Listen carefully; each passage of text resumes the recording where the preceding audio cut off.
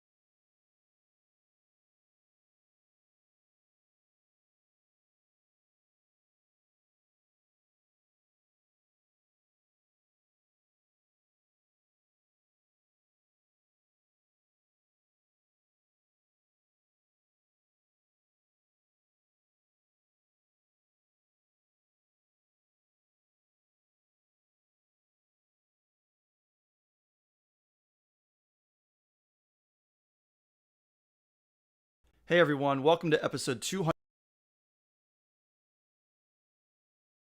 There was one of the teams, 6-0 in the third inning.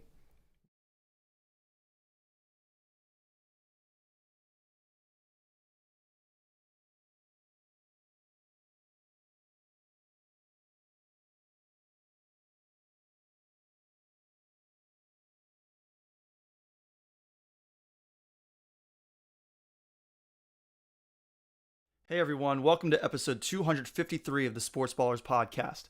I'm Cory Puffett, your host for the evening, and on tonight's show we'll cover another Ravens victory for Evan, Eric's Saints winning by a score closer than the game really was, and a Lions loss I kind of expected but am no less disappointed by. We'll react to those and more from Week 2's slate of games, make our picks against the spread for Week 3, and add our thoughts to the national discourse of another exciting game for Coach Prime and his Colorado Buffaloes. Buckle up, because it all starts now.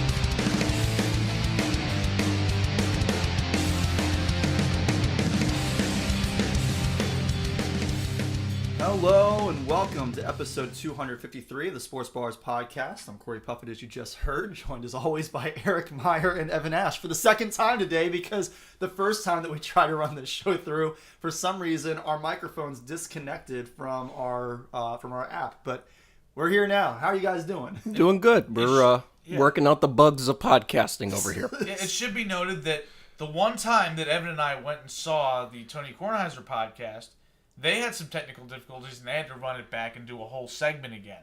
So the fact that we only had to do like maybe 2 minutes again before we really got into anything, it's okay. Yeah, Those I'm Simmons glad that I podcasts checked as have early as I did, issues. because sometimes I let it go a little bit longer before I go back into the app to check it. Yeah, you were on it. Yeah, no, I was. So, yeah, we're going to talk about baseball, which has got Eric a little bit stressed out because the Orioles are playing the Astros. Well, the game is over. The Orioles lost today.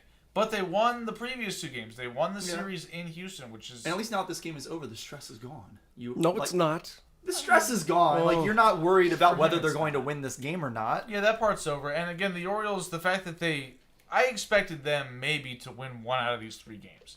The fact that they went to Houston and won the series, it kind of took an opportunity away from Tampa to be able to close the gap because Tampa's playing Anaheim, who has effectively quit on life.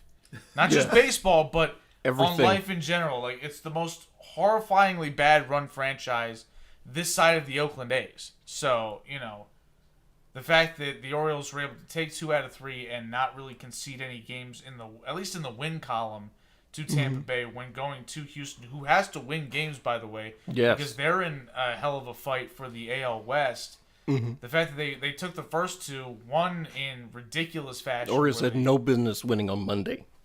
But the thing is, like, people talk about the Orioles getting lucky. I don't consider it a lucky win when it's the 9th inning and with 1 out, a guy rips a single, the next guy rips another single, and then the next guy hits an absolute bomb, right? Like, you earned all 3 of those runs at that point. There were no lucky hits there. That was just the Orioles getting it done. And it wasn't a Little League home run where the no. other team kicked the ball all over the place. No, or like a short porch like Yankee Stadium or Houston Astros home run. Yeah. It was a legitimate home run. And then yesterday they won 9-5, which was brought up Dolly Parton frequently. win. The Dolly Parton win. Not the Bette Midler win, Jim Palmer. But, yeah, and then today, they were up 1-0, but they had taxed the bullpen heavily the first 2 games of the series, and they had to use some of the guys that normally they probably wouldn't prefer to use in high leverage moments, and unfortunately they didn't get it done. But again, 2 out of 3 ain't bad. Yeah. I mean, what else do you guys want to talk about with the Orioles? We're already on it. We may as well just go ahead and dive into our Major League Baseball talk. I mean, it's the Orioles clinched a playoff spot, y'all. Like, they did. I cannot believe it, right? The Orioles have been crushing people all year, but like this team going to the playoffs, you kidding me? That's it's hard to believe. I'm almost 33 years old, and this is the 6th time the Orioles have gone to the playoffs since I've been born. That is it. Right? I mean, thankfully for the mid-2010s teams that we actually have 6 instead of just 3, because, it kind of was looking like that for a little while. Like the Orioles were just never going to make the playoffs again after 97. But, When I was in 2nd grade. yeah, it was a little bit of a surprise. You can go back and check the tweets. Like Orioles fans generally on Orioles Twitter, I don't know if Evan participated in this, but I did. I made like a widespread Orioles season prediction, and I predicted this team would go like 82-80, right? Like be in the mix maybe to get a wild card late in the season, but probably not, right? Like be in it till the end, but not quite make the playoffs. And I figured the team would be better than it was last year, but would have a little bit less of the, the magic working, right? Like win fewer of the close games necessarily, or some players would regress, and it would just ultimately, like, you feel better about your team, but they're not necessarily going to win as many games. Well, that didn't happen this year. The magic has been ramped up to 11, so, and then you consider the fact that the team actually is better because you've gotten a full season out of Adley Rutschman, you got a full season out of Gunnar Henderson, who has turned into an undeniable superstar this year, and suddenly you're looking at this team like, damn, like we still got guys to replace on this squad. We still got Jackson Holliday to come up. We've still got guys who need to gain a foothold on the roster, like Jordan Westberg, Heston Kjerstad, Colton Cowser. Like it feels like the team's still incomplete, and yet they're on pace to win over 100 games and win the division. Yeah. It's I agree with you, Eric. I think this Orioles team is a year early. They won 83 games last year, and I thought last year's season was the type of season they would have this year. So it's been amazing to see this quick of a turnaround. The Orioles lost like 100 games, 3 full seasons in a row, because the 2020 season was cut short. But 2018, 19, and 21, 100 losses. I think there were 110 losses in there. Right. Hey, don't sell it short. Yeah. The team was awful. I think there was a 47 and 115 somewhere. And that was the year they were trying to win. Yeah, That was- that team had Manny Machado on it. and Jonathan Scope and Adam Jones and Chris Davis on All it. stars, and they was So a huge Dreadful. turnaround for the Orioles. Over the weekend, they had a 4-game series with the Tampa Bay Rays. They split that, which gave them the season series 8-5. So they have the head-to-head tiebreaker should they need it. One of you guys put in the show notes that in 2021, which was one of those 100-loss seasons, the Orioles went 1-18 against the Rays. Yes. The one was in St. Petersburg. So, And that stat got Is that Kevin Brown suspended. good or not good? Because I think that you still want to have that win in front of your home fans. I think 1-18 speaks for itself, Yeah. regardless of whether win is it was futility to the max. Yeah. So, but yeah, the fact that the Orioles were able to last year, the Orioles actually had a chance to win the season series against Tampa. We were there. we were there. They And only lost it by 1 game. yeah, but you see the steady improvement there, and then. This series, the Orioles are coming off of 2 losses to the St. Louis Cardinals, who are terrible, and threw 2 terrible pitchers at them, and the Orioles couldn't hit them. And then the first 2 games of the series against Tampa, they lose both of them, one of which they got run out of the stadium. And you're just like, okay, well, here's finally the moment where the Orioles have an ill-timed bad stretch of baseball where you figured, okay, they're going to blow the division, but they've established enough to win at least the top wild card spot. But they're going to blow the division here, and that's going to be sort of the mark of, okay, that's Orioles baseball for you. But even with probably their worst stretch of the year, where they lost 5 out of 6 games, including 4 in a row, you can take any rolling stretch of 10 games, including that 6-game stretch, and they're still 5-5, because before that they won 5 in a row, and after that they won 4 in a row. So even when they have bad stretches, they immediately bounce back and get on a roll again. And it's a testament to the team and their fortitude a little bit, especially I talked about it on Twitter a little bit. Grayson Rodriguez pitched Saturday night, and the Orioles had lost 2 straight to Tampa. They looked like they were about to let the season series slip. They looked like they were about to let the division slip. And he comes out first pitch and just throws 100 miles an hour right down the gut and just established right there. It's like, okay, we're not losing tonight. That's it. That's what aces do. They come out and just say, all right, I'm putting the team on my back tonight. I don't care what the offense does. They're not scoring on me. And they didn't. He pitched 8 shutout innings, and the Orioles won. And then it was like, okay, no matter what happens the rest of the way through this series or the rest of the season, the Orioles are going to be right there. They're not going to back away, and they haven't. Yeah, absolutely. Great to see the Orioles sort of bounce back in the face of adversity. Winning a championship isn't supposed to be easy. You're gonna face tough times, and it's such a long season as well. So when you do face tough times, what do you do in that situation? Because it's not always going to be gravy all the time. So that's what defines people of character, but also just a good sports team is how do you bounce back? Yeah, and it should be noted, one last thing here is that I don't know what's going to happen with the Orioles in the postseason. At this point, it looks like they're going to the postseason. They're going to the postseason, and they're probably going to win the division, right? It's not a lock.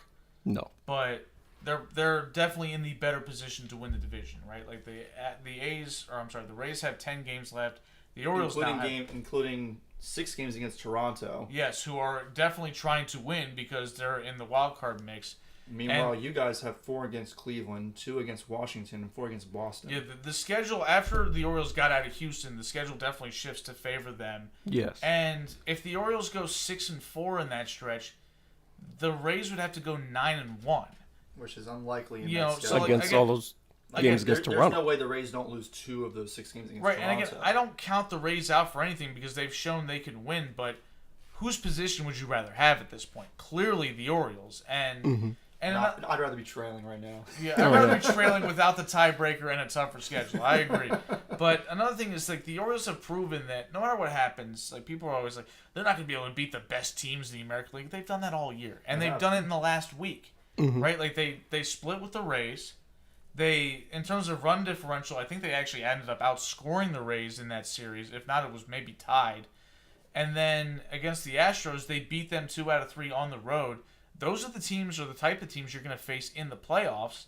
You guys won 17-15 as far as the run differential. There you go. Alrighty. So, like, the Orioles have proven that regardless of what happens in a short series, which anything can happen there, they've proven that they can beat the best teams in the American League, and that regardless of even if they lose the first round, they've proven they can beat anybody, and they shouldn't be taken lightly when it comes to the postseason. They're not going to be an easy out by any means, especially when people say, "Oh, the starting pitching is not that good."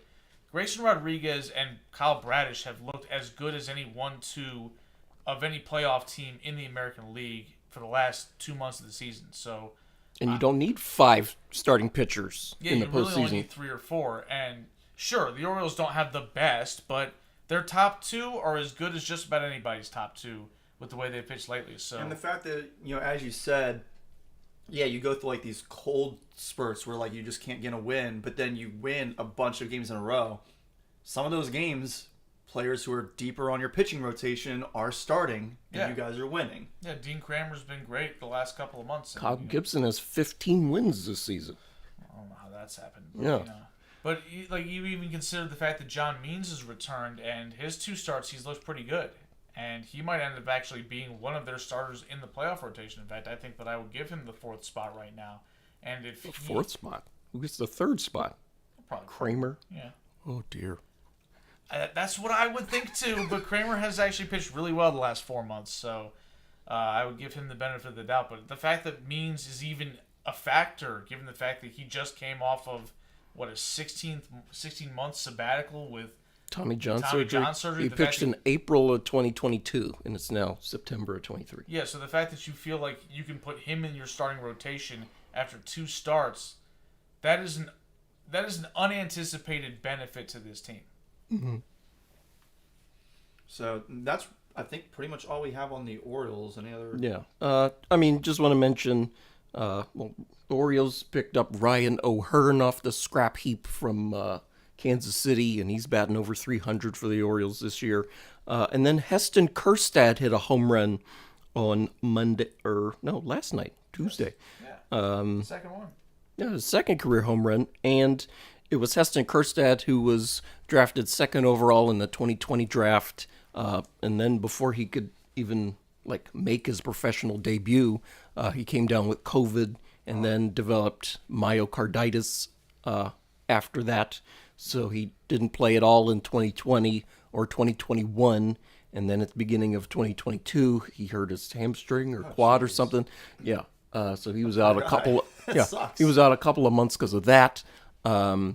So he finally battled back, and it's just great to see him playing again. To be honest, because myocarditis is no joke. But then, he's hitting for the major league club as well. That's a tremendous story. I'm very happy for him. Yeah, like the fact that, I kind of unfortunately almost wrote him off just because of all the pitfalls he's had to deal with the, obviously COVID myocarditis, as Evan stated, but the additional injuries, you're kind of just like, this guy's he's snake bitten, he's never going to make it.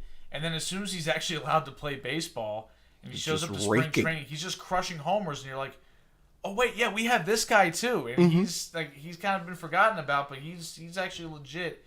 And he comes up to the show, and what I've seen from him has been, just a guy that looks like already a professional hitter, like a major league level hitter who isn't overmatched by anybody. He's got easy power, and I think which is impressive for a guy who, for as long as he's been, a professional baseball player in, technically actually playing baseball. He hasn't been playing that much. He hasn't gotten a lot of reps against live pitching. Yeah, so he's showing the talent that, apparently this staff saw in him when they drafted him number 2, because he was kind of a surprise pick in that spot. And some people thought that the Orioles just went under slot for the purpose of being able to get some more valuable players later, which may have been true, but the fact is that Kjerstad looks like he's paying off, right? Like, he looks like a guy that, frankly, next year should be in the lineup every day as a DH/corner outfielder, and if he ends up being that guy as well, the Orioles are just going to be that much more dangerous.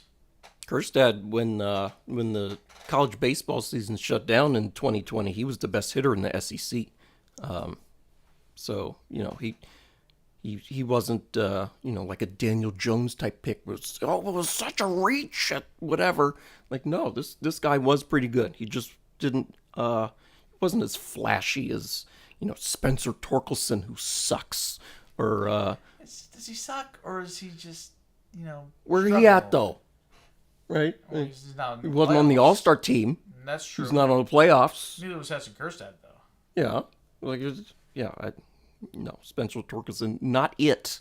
Well, and especially because all the articles written about how the Orioles passed on, Austin Martin, the shortstop. Something like that, yeah. And he's like the 20th best prospect in the Twins farm system. He already got traded, so... He already got traded? Yeah, so, what's that say? So clearly this ended up being a win for the Orioles, and I'm excited to see what Kjerstad does. Also, notably, looks like Nick Backstrom for the Caps. Absolutely looks like Nick Backstrom for the Caps. Huh. Like a taller, bulkier version of Nick Backstrom. Okay.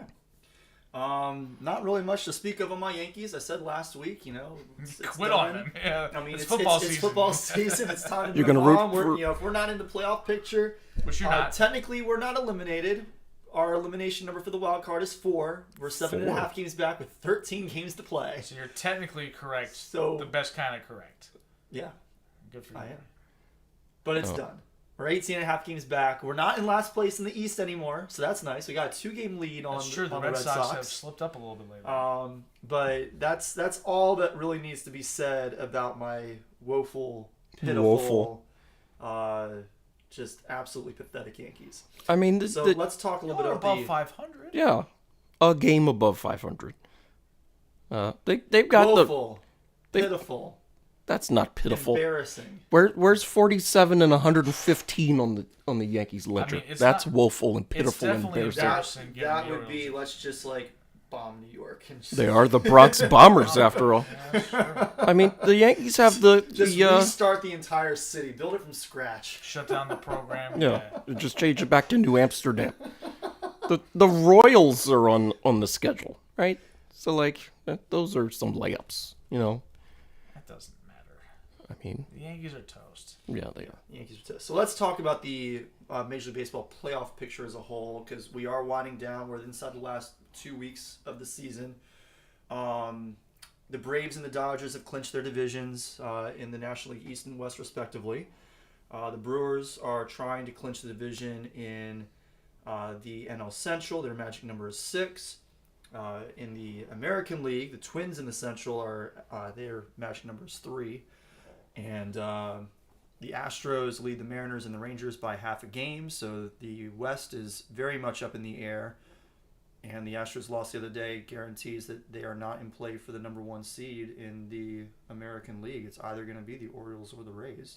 Yeah, the American League Championship goes through the East Division, which has been the best division in all of baseball anyway. So, Yeah, so that tracks. yeah, that makes sense. Yeah, interesting little wrinkle there, specifically for teams like the Blue Jays, and in fact, it helped the Orioles clinch a little bit earlier than most people would think, just looking at the standings, is the fact that the Rangers and the Mariners play each other 7 times to finish the season. They've got 2 series against each other, 1 4-game, 1 3-game.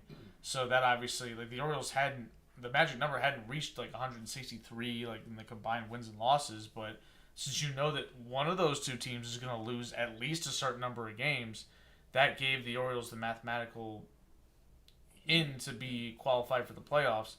But yeah, it's going to be interesting to see, because the Blue Jays, as good as they've been, they can't beat anybody good, it seems. I talked about last week, I think it was last week, where I said the Rangers are cooked because they just keep losing games. It felt like they hadn't won a game in 6 weeks. And then they play the Blue Jays for 4 games and they sweep them. I'm like, and then as soon as they get done with the Blue Jays, they start losing again. They lose a bunch of games to Cleveland. I'm like, these guys suck.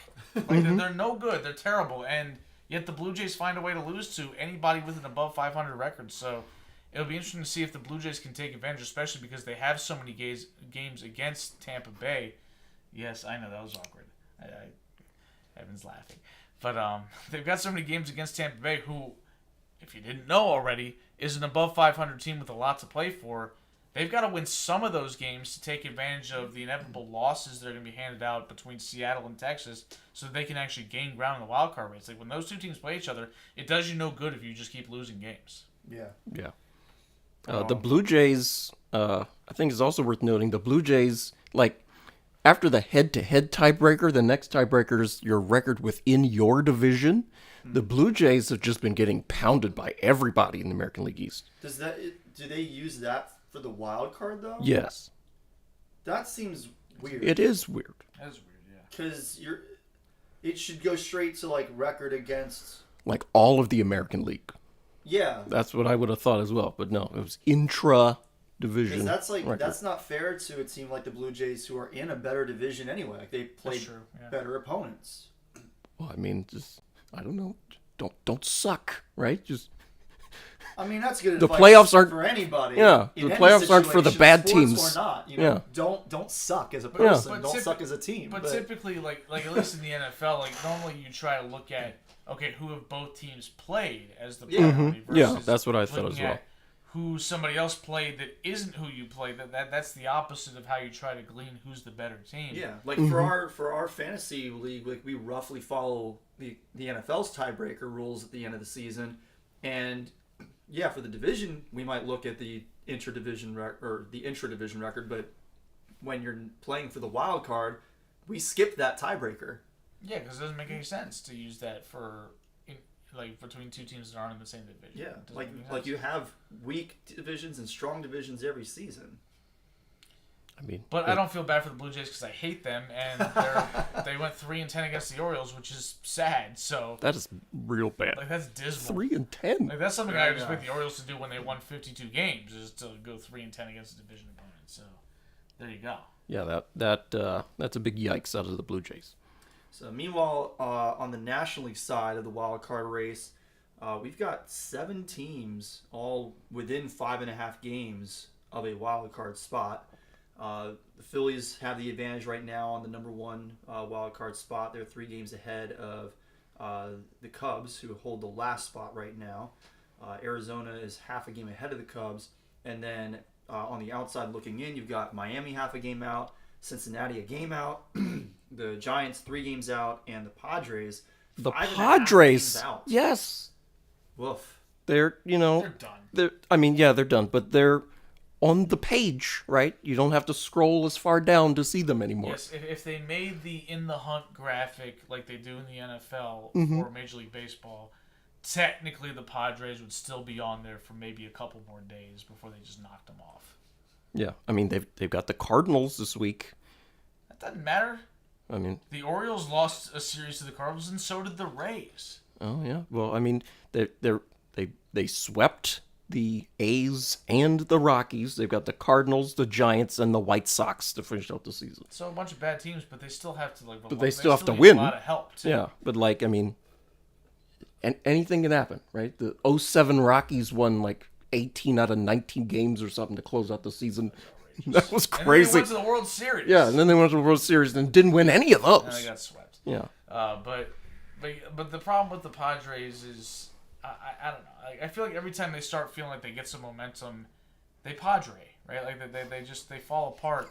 I mean, like Manny Machado's already said he's gonna have to have surgery in the offseason for whatever's going on with his arm. Good grief. And basically, and not just surgery, but like a 6 to 7 month recovery window is talked about. So he might not be back until like sometime next May or June. And there's no telling what stupid thing Fernando Tatis is going to do between now and then. And what's Juan Soto's status going to be? Are they All right, he's a free agent.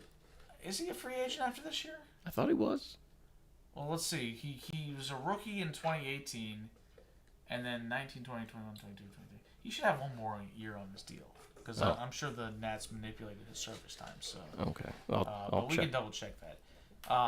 But yeah, like, but there's still the concern of do the Padres even keep him on the roster, given the fact that there's no guarantee he signs a long-term deal. They've already paid a bunch of dudes a whole bunch of money, and he might not want to be there anymore, so maybe they move him to try to sort of recoup some of the prospect base that they lost because they were overambitious and didn't bother to call anybody up. Like, the only guy on their team that's like a prospect that was highly touted was Fernando Tatis, right? Like, they had this loaded farm system, and they just said, we're not going to bring any of them up. We're going to trade for Juan Soto. We're going to trade for Yu Darvish. We're going to trade for Blake Snell. And now you're looking at him, and you're going to trade for Josh Hader, too, and you're looking at him like, I kind of wish you had some young talent right now, don't you? And they don't got it.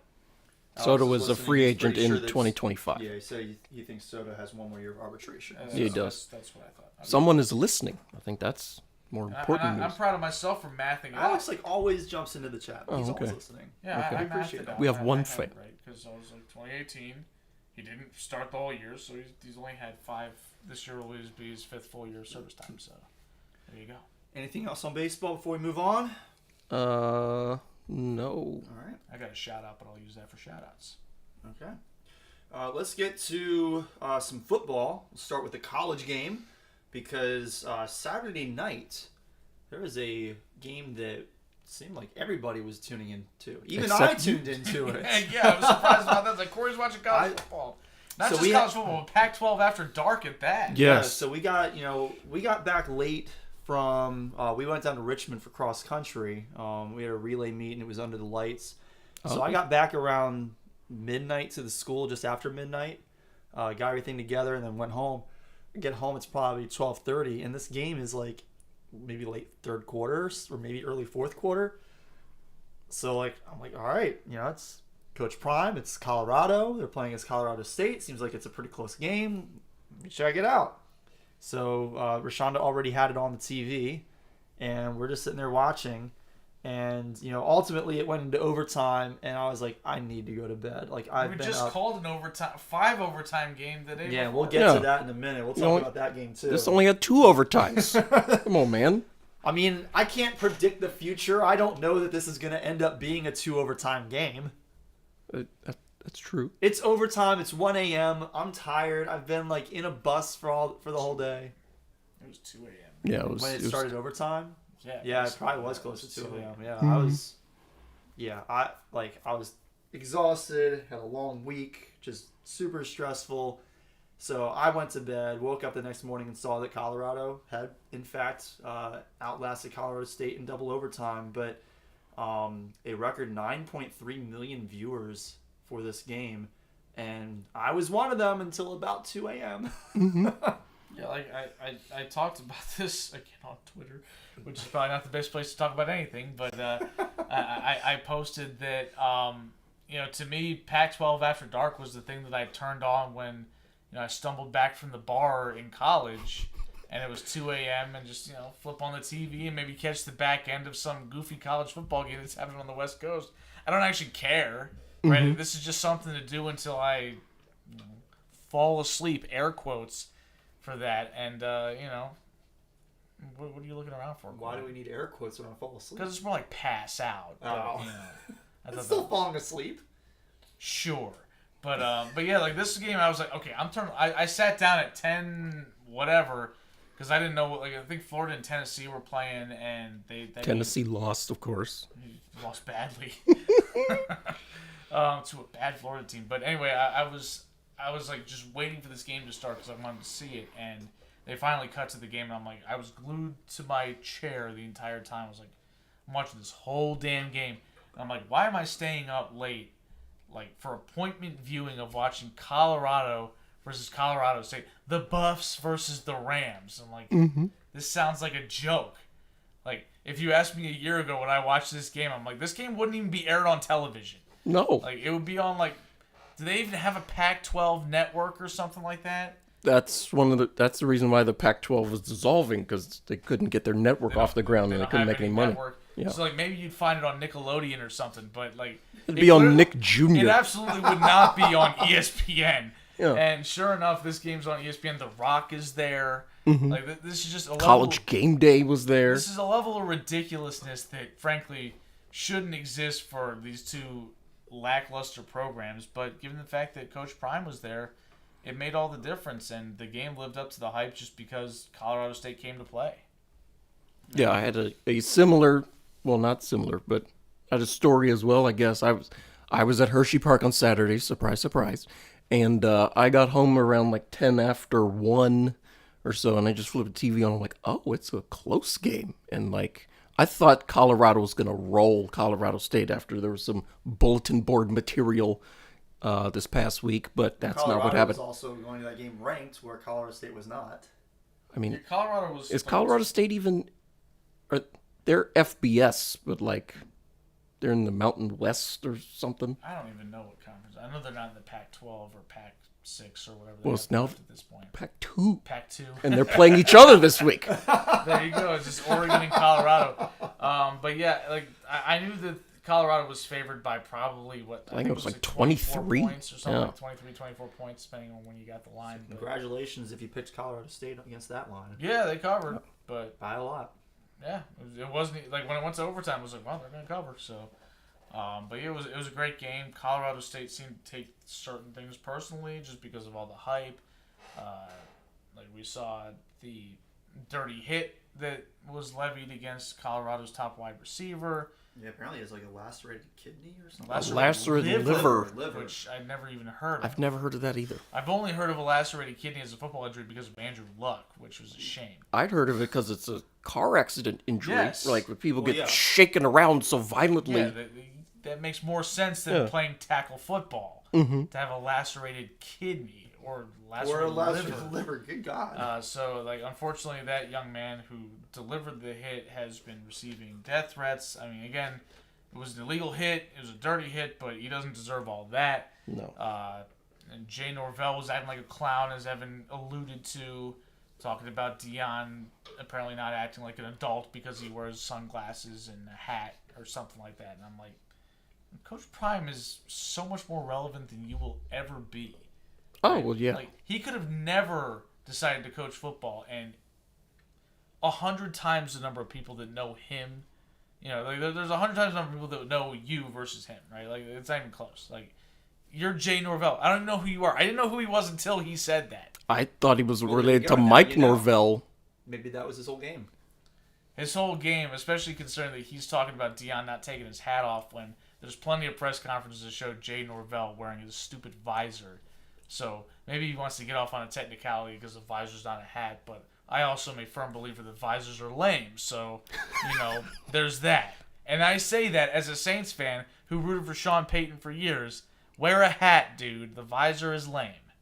He's chewing the juicy fruit, you know. It's also way worse when you're bald like Matt Nagy was when he was wearing a visor, so you guys got nothing but this Just big white white dome. spot up top. Looking like the this- Capitol building. Looking ridiculous. This big white Scott dome. Van Pelt made fun of him to his face for that on SVP Sports Center, which is great.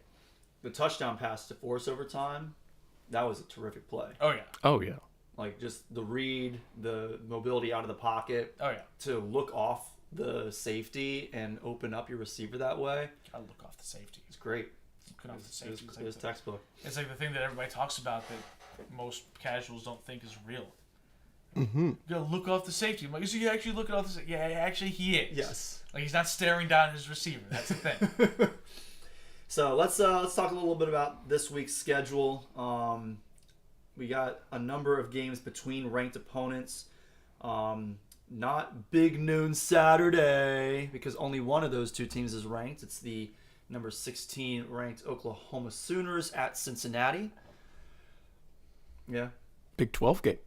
You know, Is Cincinnati in the Big 12? they are this year now. They just moved there. I can't keep Yeah. up with all this. Yeah. It's crazy. Yeah, and Texas and Oklahoma are leaving the I Big knew 12 that after this part. season. I just didn't know about Cincinnati. I think the Big moving 12 into has the like Big 12. 16 teams this year. Didn't they something. Didn't the Big 12 also take on some of them Pac-12 teams? Yeah, Utah, Colorado, and the Arizona schools.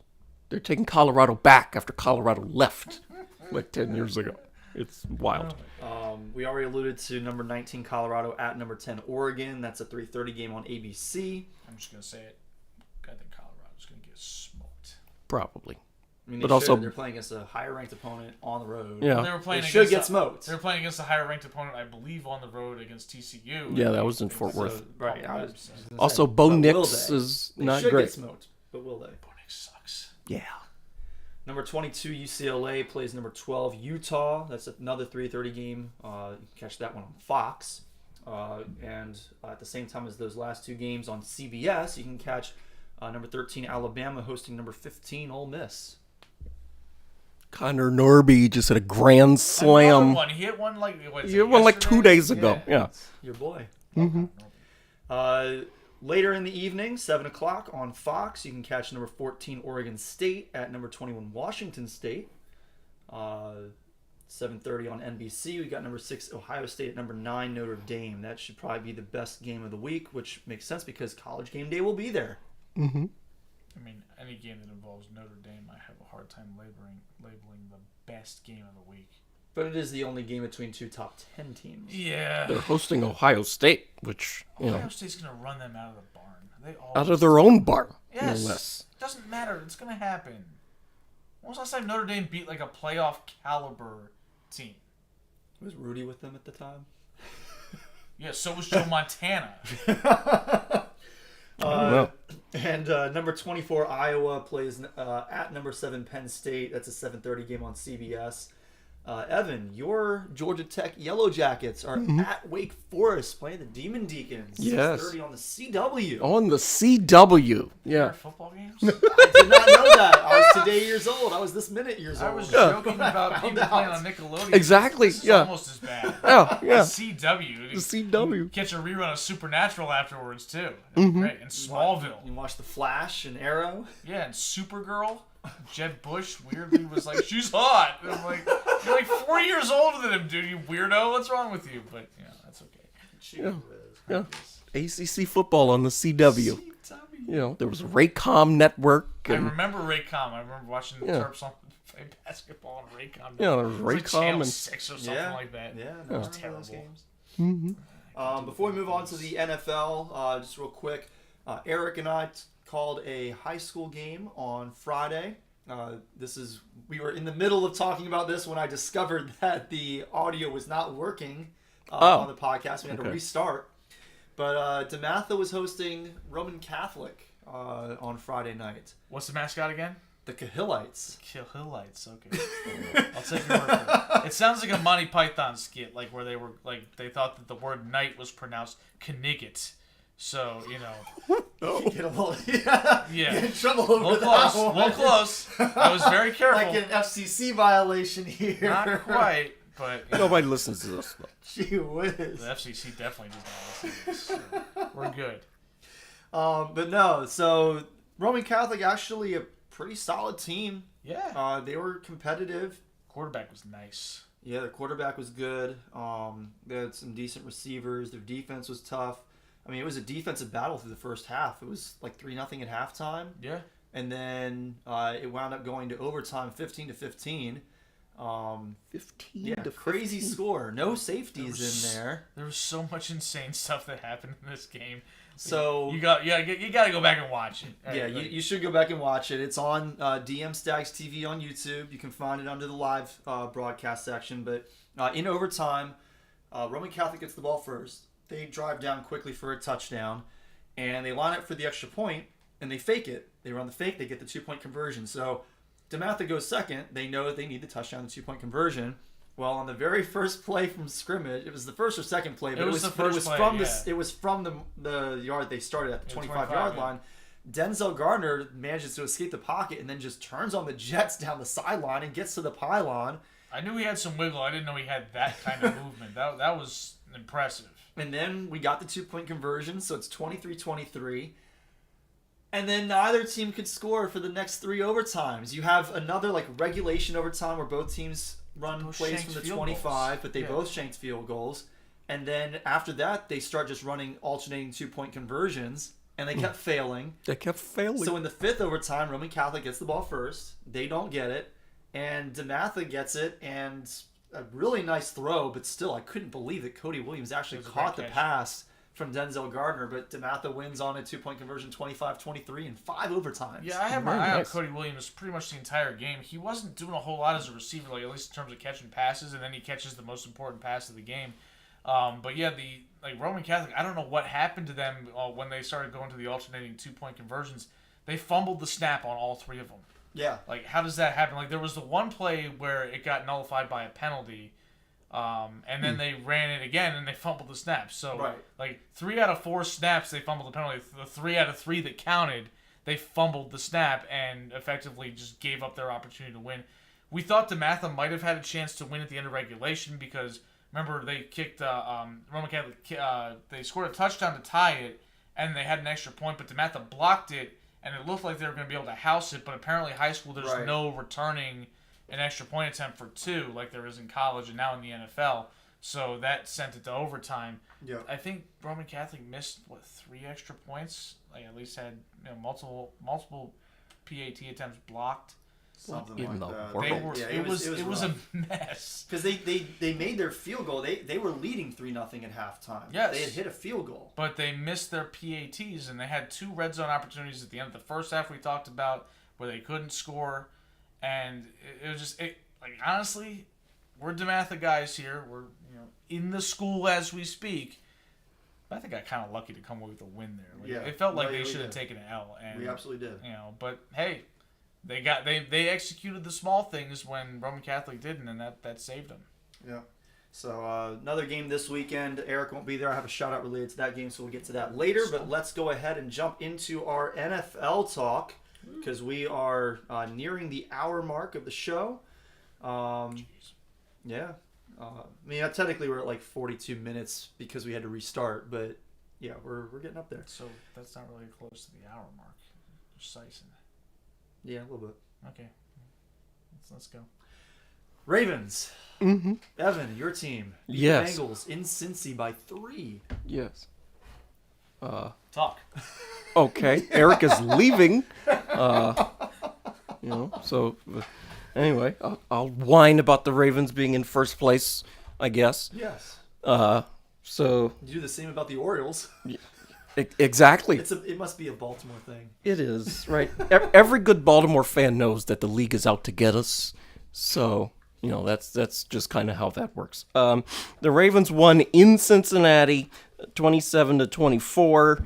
The Ravens are up 2 scores in the fourth quarter. The Bengals never had the ball also down 1 score.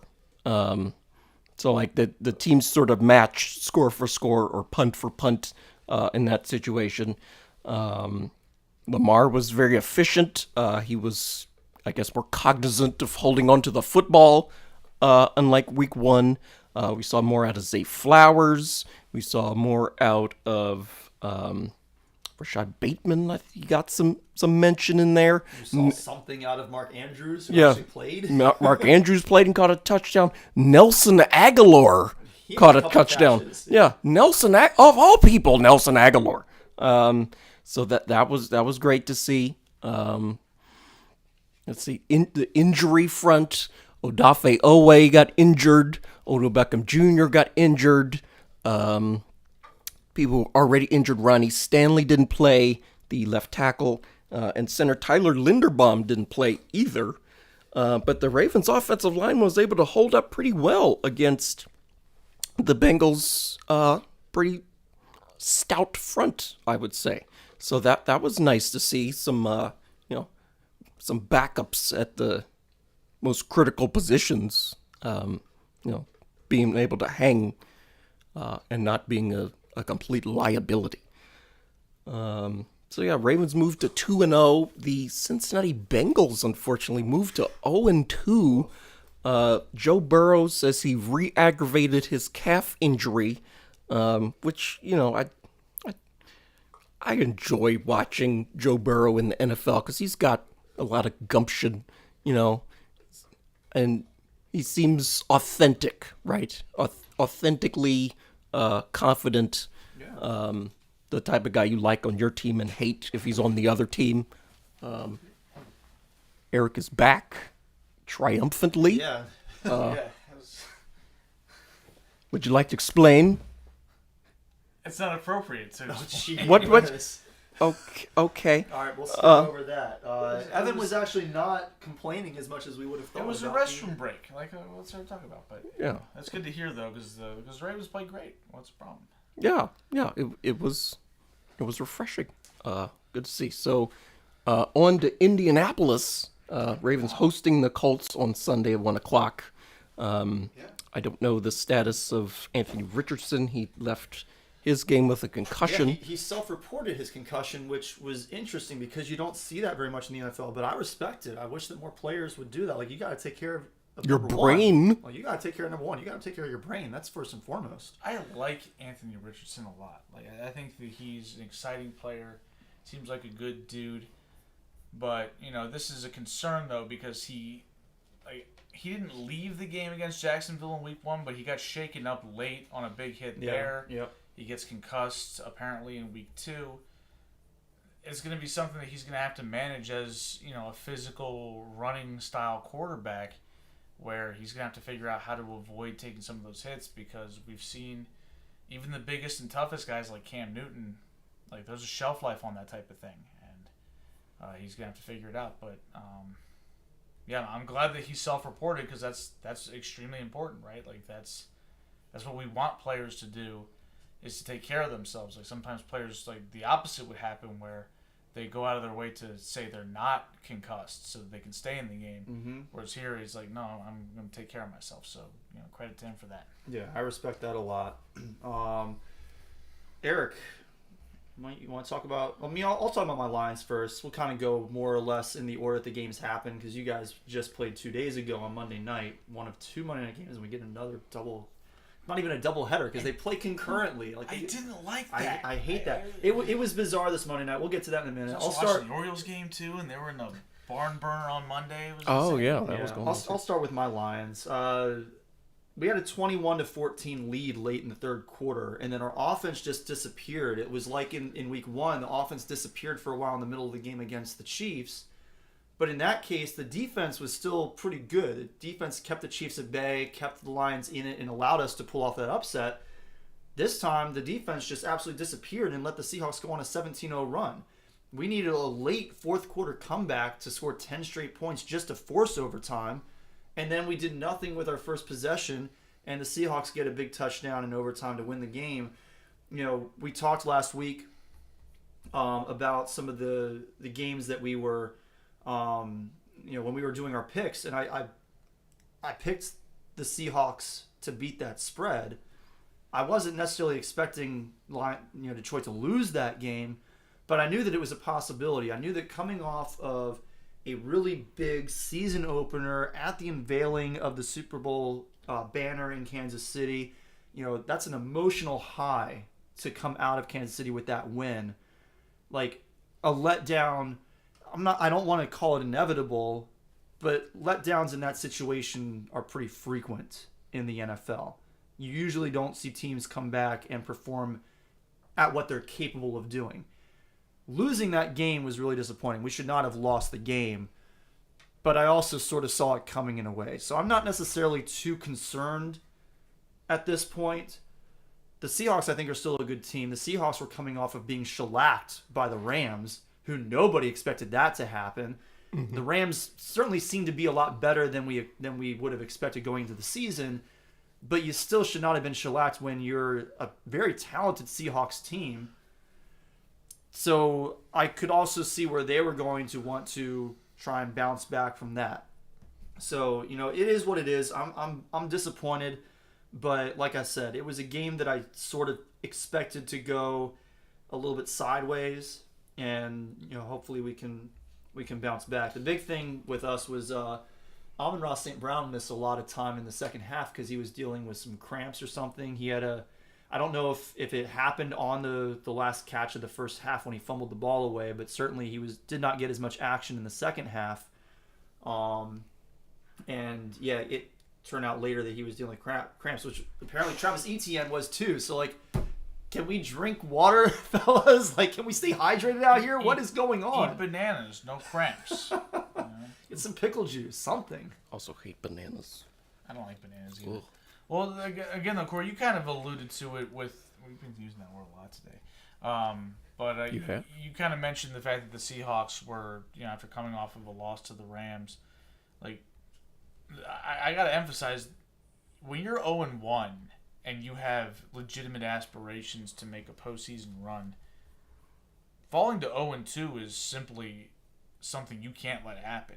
Like, that is almost always a death sentence for your season. Mm-hmm. And so the Seahawks had a lot of urgency to come out and get a win, especially because they probably expected to beat the Rams at home. Oh, the yeah. Rams, No, they absolutely like expected the to Rams win that game. were low-key a team. We were like, well, they're going to end up being the Caleb Williams sweepstakes by the end of the year. I had the Rams tied for either the second or third worst record in the NFL in my preseason projections. Right. Not only do they beat you, they take it to you on your home field.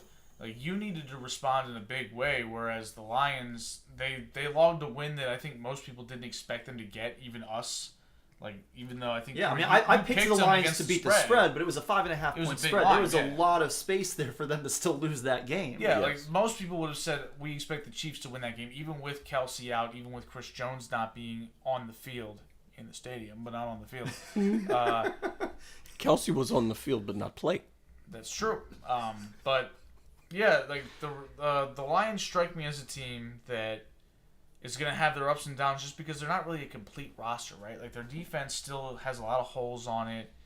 They strike me as a team that's going to struggle to get stops, and you're still relying at the end of the day on Jared Goff to be like a consistent high-level player. And while Goff has played great for the Lions in the last year plus, he's still going to have moments where he turns back into the bad version of Jared Goff. Yeah, and it happened this week to an extent. I mean, he still played pretty well overall in the game, but like he threw his first interception in more than 480 passing attempts. It was like housed. the third longest streak in NFL history, and it got housed. I mean, like, so I just feel like the Lions are never going to be a team that, you know, week to week they're always going to be consistent. They're going to have some blips, and I think this was a blip, and I think it's not the worst thing in the world for it to happen, one, early in the season, and two, to happen against a pretty good team, the Seahawks, right? Like, it's not like they lost to, I don't know, the Cardinals or the Giants or somebody like that, right? Like, they lost to a team that we expect to make the playoffs. So, even though it's at home, it's like, yeah, you'd like to win that game, but you don't have to win that game, right? Like, the fate of the Lions is going to be determined by how well they do against their division opponents, and, you know, that remains to be seen. Yeah, no, I agree with all that. Lions did lose David Montgomery likely for a couple of weeks. Hopefully it's not an extended absence, but Jameer gives more touches. He's potentially, and you know it's interesting because they didn't wind up really doing that in that game. Jameer Gibbs kind of stayed in his role, and they brought Craig Reynolds. Was it Craig Reynolds? That sounds like an actor's name. It does. Yeah, it is Craig Reynolds. They brought Ryan Reynolds. Ryan Reynolds. So no, they brought Craig Reynolds in, and like he was kind of in the David Montgomery role. They didn't give him a lot of carries, but he was kind of like the pass blocker. He was the guy who was on the field most of the time. It'll be interesting to see this week as the Lions get set to play the Falcons, whether having the week to game plan around Jameer Gibbs as the lead back actually comes to fruition. Because he probably should be. He's been very efficient with his touches. He's a first round pick, mid-round first round pick, insanely talented. It's one of the reasons why I didn't trash the Lions for picking him, is because I felt like the Lions have a lack of high level skill position players outside of Amon-Ra St. Brown, right? Like, they could use another guy or two, and the fact that they picked him, I was like, that adds a dynamic to their offense. Mm-hmm. That would really help. So I think that they really need to lean into using him. I know he's a rookie. I know that obviously David Montgomery is an established back in the NFL. He's been a good player for a little while, but I think that at some point the training wheels have to come off, and he needs to become a bigger part of the offense. Yeah, no, I agree. So we'll see if they do that this week. So Monday night we have a doubleheader. Again, not sort of a doubleheader. I barely saw either of the games because I was flipping back and forth. It's really frustrating because it doesn't make any sense. Can't they stack them? Like, have one start at 6:45 and the other at 10? But no, they start the Saints and the Panthers at 7:15, and they start the Browns and the Steelers. At 8:15. It was interesting though because the Saints Panthers game wound up being in halftime. Or no, the Saints-Panthers game ended around the time the Browns-Steelers game was at halftime. Yeah, because the Browns-Steelers game was taking forever. Yeah, the Browns-Steelers game was taking forever, and of course part of that was because of the devastating injury to Nick Chubb. And they had a lot of stoppages. But they had a lot of other stoppages. It was just, it was a very slow-moving first half. But let's talk about that earlier game first, Eric. Your Saints, -3 at Carolina, barely covered the spread. It was a push. Some people got the Saints at 3.5, so they got hosed by Oof. a backdoor cover. In fact, I thought that was us. I forgot that it was 3 and not 3.5. But yeah, like honestly, the Saints, they kind of look like they did week 1, where the defense was really impressive, albeit against a team that maybe. Now, with the way the Titans performed in week 2, maybe that defensive performance looks a little bit better standing up compared to what the Chargers did, because the Chargers blew it. What Chargers defense? Yeah, which is what they do, but. I think most people look at the Carolina offense and see a team that's going to struggle all year. Like Bryce Young, a rookie quarterback, bad offensive line, minimal skill position help. And the Saints defense did what they were supposed to do. They rattled him. They sacked him frequently. They did not let him use his mobility frequently to damage them.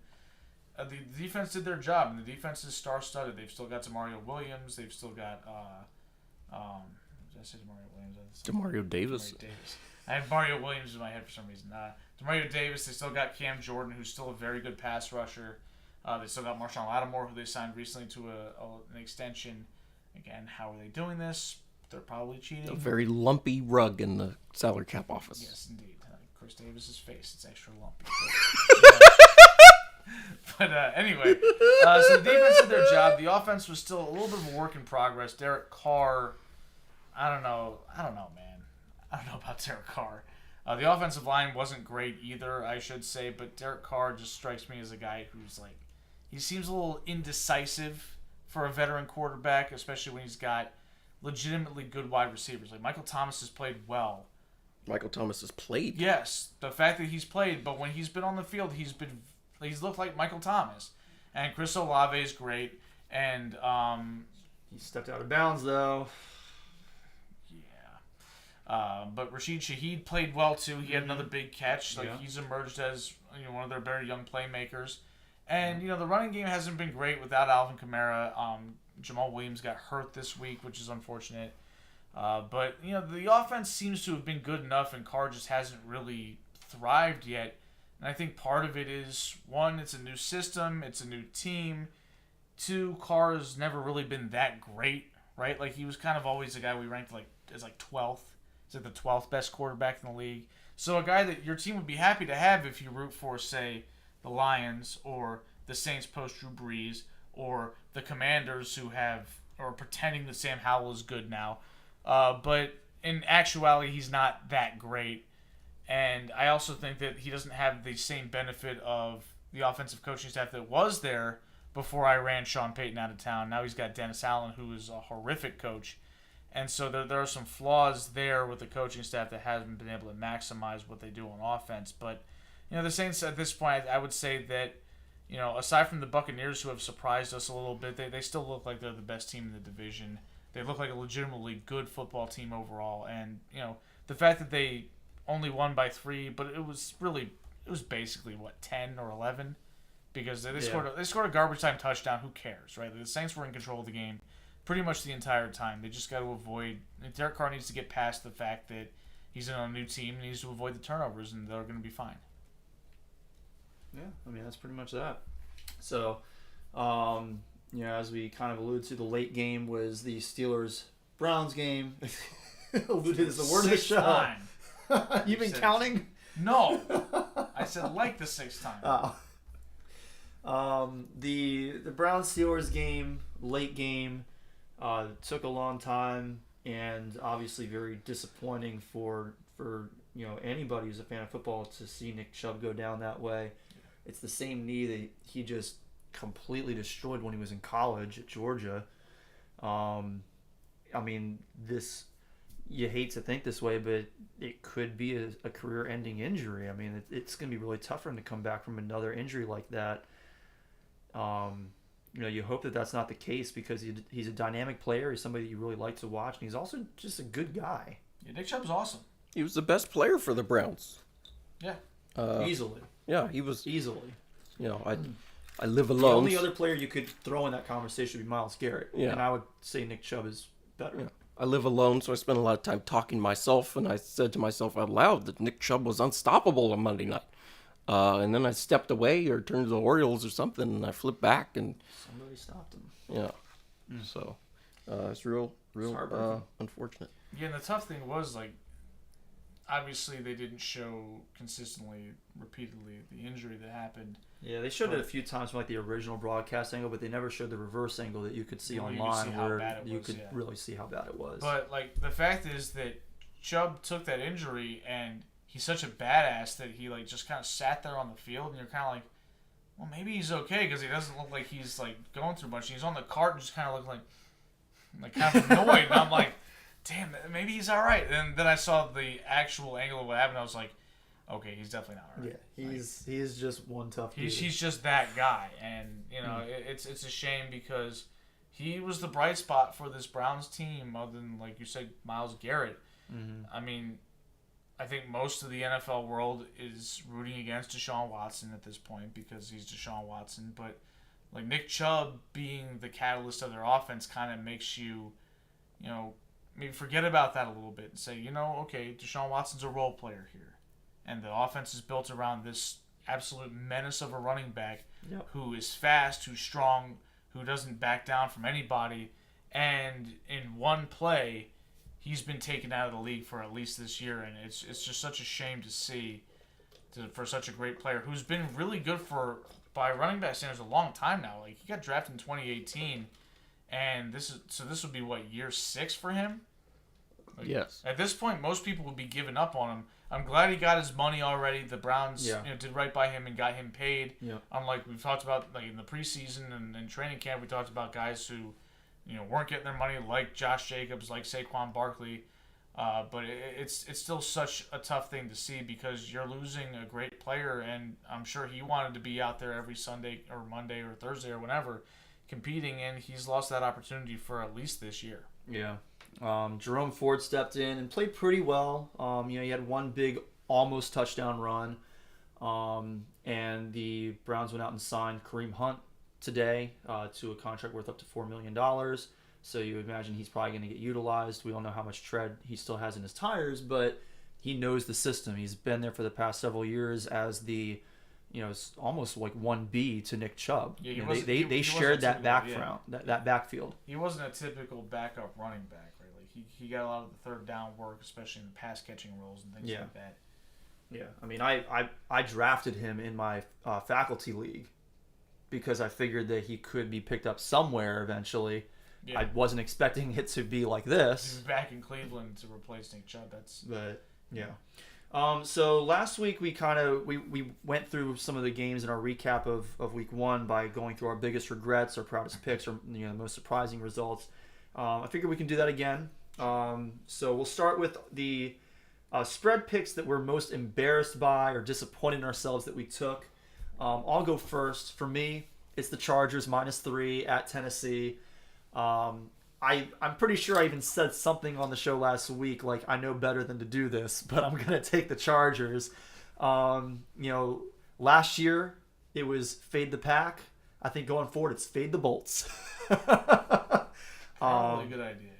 Yeah, the I don't know what's going on up there. I was hopeful that with Herbert being healthy, with Mike Williams being, coming off of a really good season and actually being pretty healthy last year, Keenan Allen being healthy, and then also bringing Kellen Moore, who I think is a pretty good offensive coordinator, did a lot of good things for Dallas's offense over the past few years.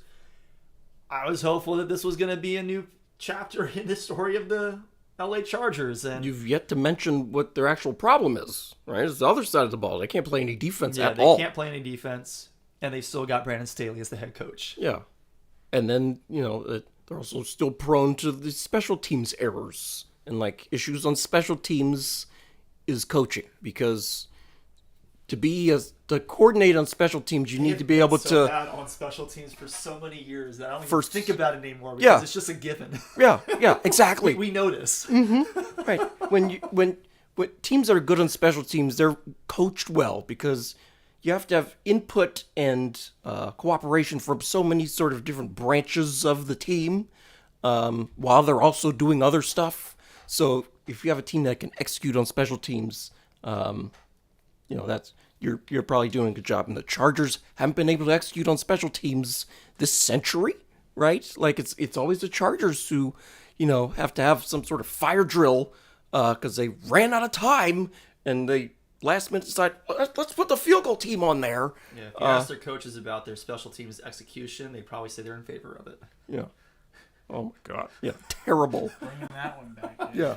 Gotta bring that one back. Yeah. Someone butchered that joke on this podcast, and it was really bad. Like, they said it the wrong way, which is weird. Well, I said it the right way. You said that right. Yeah. I don't know who it was the last time. I think that was you, Eric. No, it was not me. It was definitely not me. It may have been me. It might be, Oh, yeah. well, probably. It also could have been Evan. Evan likes to bring that one up a lot. So Yeah, but the fact that Evan likes to bring it up makes me believe he said it correctly. fair. Yes. Fair. Evan, your biggest regret from week 2? The Jets. God. They were plus 9.5 Yeah.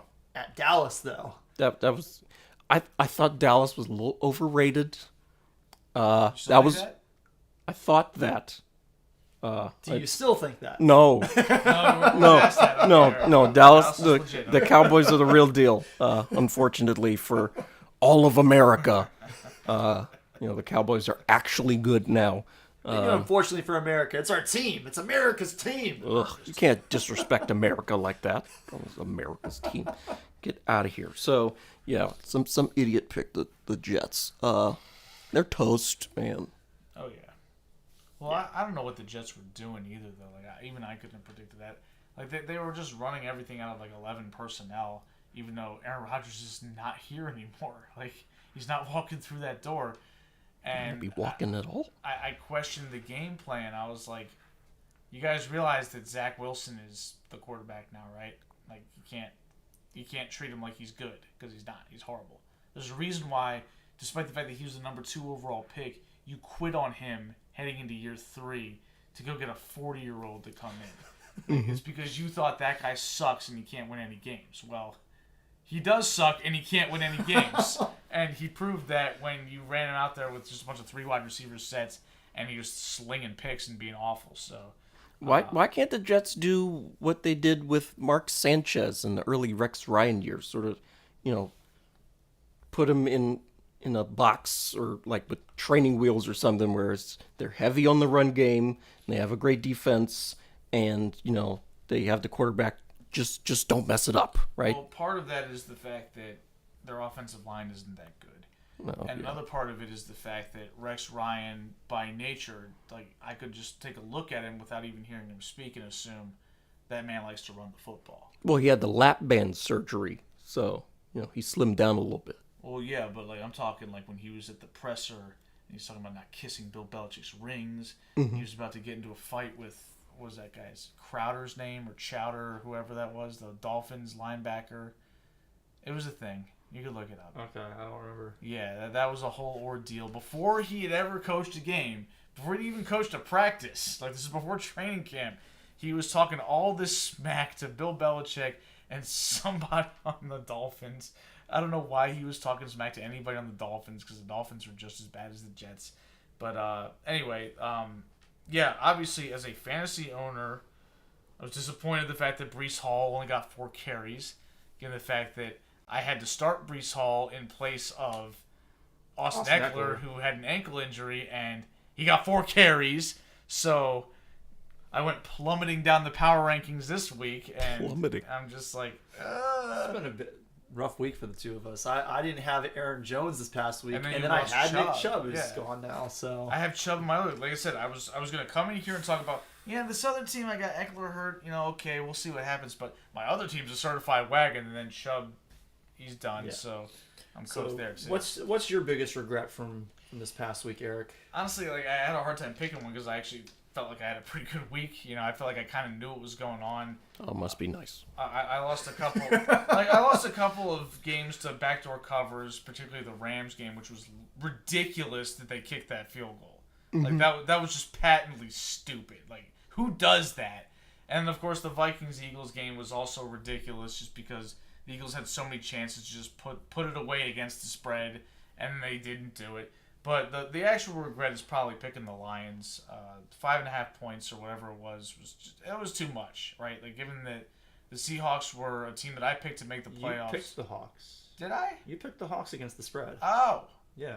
I don't know why I thought I didn't. Evan was the one who went. Yeah, I got that pick Lions. wrong too. Oh. You know, it's a long list of picks I check got the wrong. tape then, because then I don't So you could pick the Eagles. That's not weird. But they did what they were, we'll get to that. they did what they were supposed to do. So though. you had the Eagles wrong, you had the Bengals wrong, Uh-huh. you had the Jaguars wrong, the 49ers wrong, and the Broncos wrong. Out of those, I would say the Broncos. Who did the Broncos play? Washington? Yeah, Commanders. Oh, Commanders. okay. I mean, just because I was picking Russell Wilson to cover a spread where they were favored, like by more than like 3, which is just Losing that game, really stupid. even Yeah. after however he completed that touchdown but pass here's at the the thing. end. That Here's was the a thing. fluke. Here's the thing. They completed that Hail Mary, and every person watching knew they weren't going to get the No, yeah. Like, Well, and the this thing doesn't is- matter. And the thing is, normally in that circumstance, everybody would say, "Oh, well, they're definitely getting the 2 now because it's ridiculous." But with Russell momentum Wilson and the the Broncos, vibes. they're just like, "Nah, they're not getting this." You can't punt on a 2-point conversion attempt, right? Broncos you country can't. lets punt. No. Like, that doesn't work when you're going for 2. No, so Russell Wilson, the Broncos defense blew the game in a way, but Russell Wilson was the reason they lost, right? Like, he played terribly in the second half. He had 2 big plays. He had the long touchdown pass to Marvin Mims early in the game, and then he had the fluky Hail Mary touchdown at the very end of the game. Yeah, which was nonsense. So Like, people look at him and he had like 26 fantasy points. Like, Not that's the fantasy inflated. points. That's a mirage. Yeah, who cares? And it didn't help them win. Like, it feels like Russell Wilson plays well in the first half when the game plan is scripted, because he's got a coach that was one of the best at scripting the first 16 plays or whatever people do. Yeah. But then when it's like, okay, we've got to actually come up with something on the fly, and Russell has to be a part of the game plan and not just a guy out there running plays that somebody else calls for him. He falls apart because Russ sucks. He's cooked. Yes, he does. So let's move on from our biggest regrets to our biggest successes. The games that we feel like we absolutely nailed. It went roughly as we expected it to go. And for me, I went with Minnesota plus 6.5 at Philadelphia. I know you guys are not going to be happy about that one because that was a bizarre backdoor cover. That was a killer. That was a killer. But Also, why didn't the Eagles go for 2 when they were up 12? it's a great What's question. wrong with them? It's a great question. I was don't have an throwing answer stuff for you. when they did that. I was like, what's wrong with you? Get up 14. But, I kind of looked at this as last year, the Eagles kind of did this thing where they would get out to a hot start. Like you might get like 2 rushing touchdowns in the first, 15 to 20 minutes of the game by Jalen Hurts. And then the offense would just kind of disappear for a while.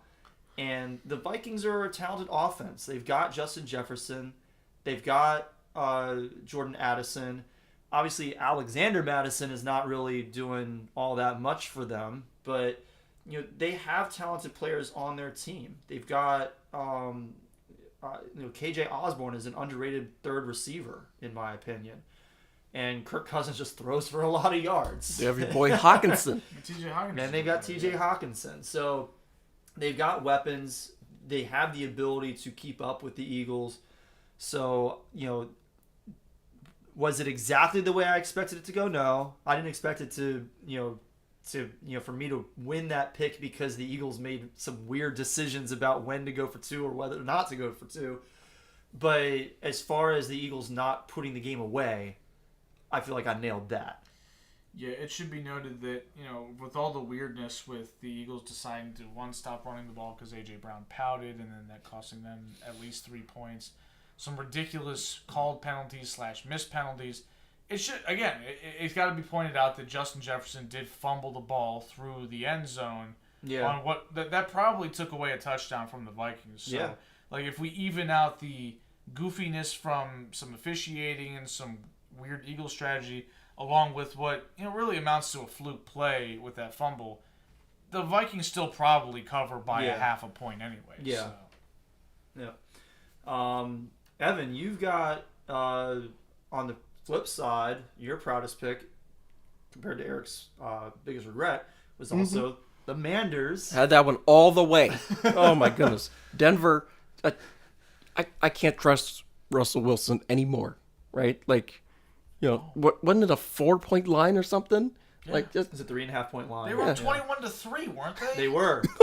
no. That's why, like, I've got a bunch of athletes on the team who are big Commanders fans, and I'm sorry. I'm just like, was that really the Commanders winning that game, or was that the Broncos losing that I game? knew they were going to lose it, right? Like they don't have the horses on offense, and their defense, Pun intended. Oh, pun not intended, but yeah, they don't have the horses on offense, and then their defense isn't great, or is as great as people say it is. So your first and so far only successful lone wolf pick this season. You've had 6 attempts. I mean, shooters shoot, right? Shooters do shoot. That's a Cory fact. is definitely the case of shooting. Oh yeah, I have 10 lone wolf attempts so far, and I've gotten 6 right. Oh, So well, I mean, I'm doing pretty well. I've been That's why Brick you're City first. over here. Yeah. Pretty well. Pretty good. Eric, your proudest pick of week 2. I would say probably. Did I lone wolf the Titans, or did both of y'all mess up? And You lone wolf the Titans. We both took the Chargers in that game.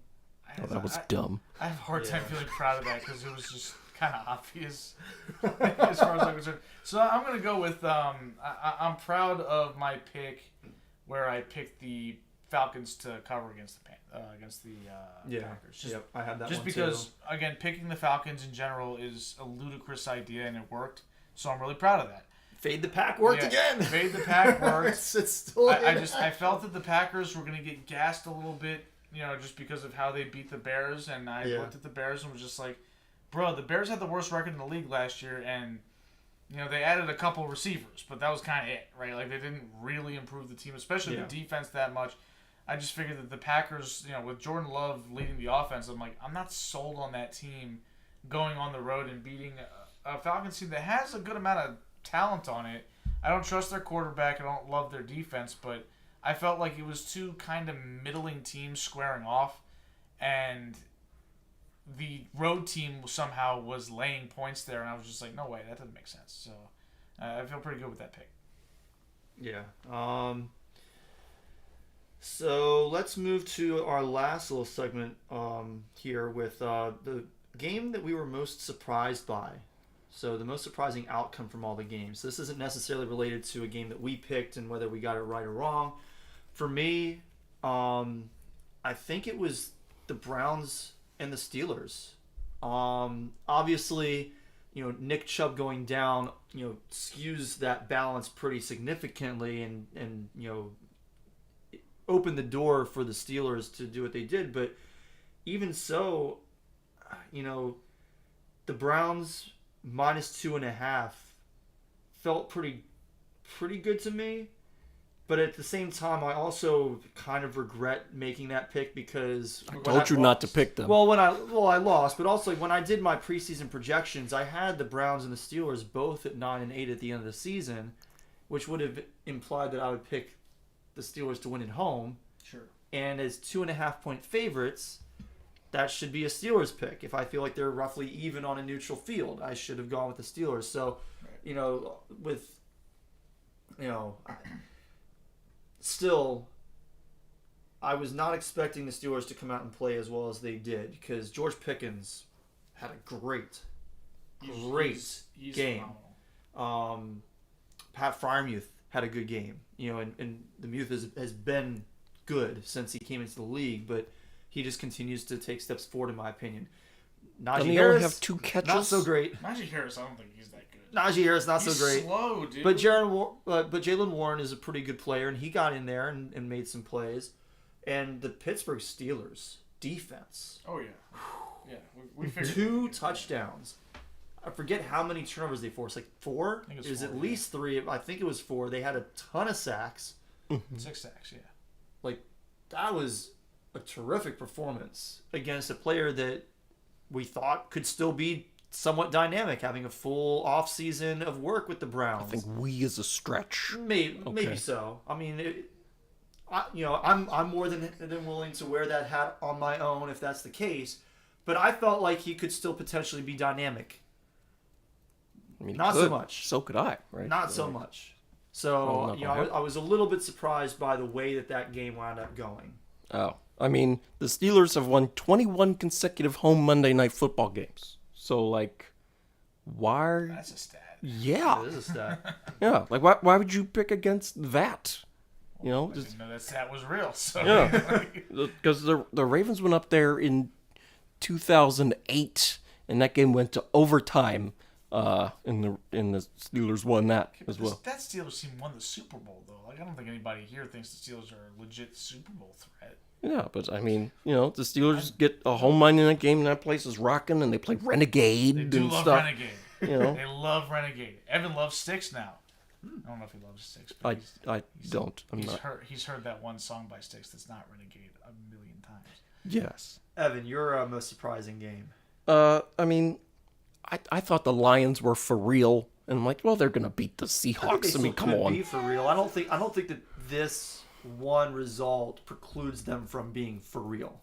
That's true, right? But like this week, I thought, well, they're gonna crush the Seahawks. I mean, if they can beat the Chiefs on the road, It's always tough not to overreact to week one. You see Well. the Lions go in and beat the Chiefs on the road. You see the Seahawks just lay an absolute egg against a Rams team that we thought was going to be terrible and turns out might not be.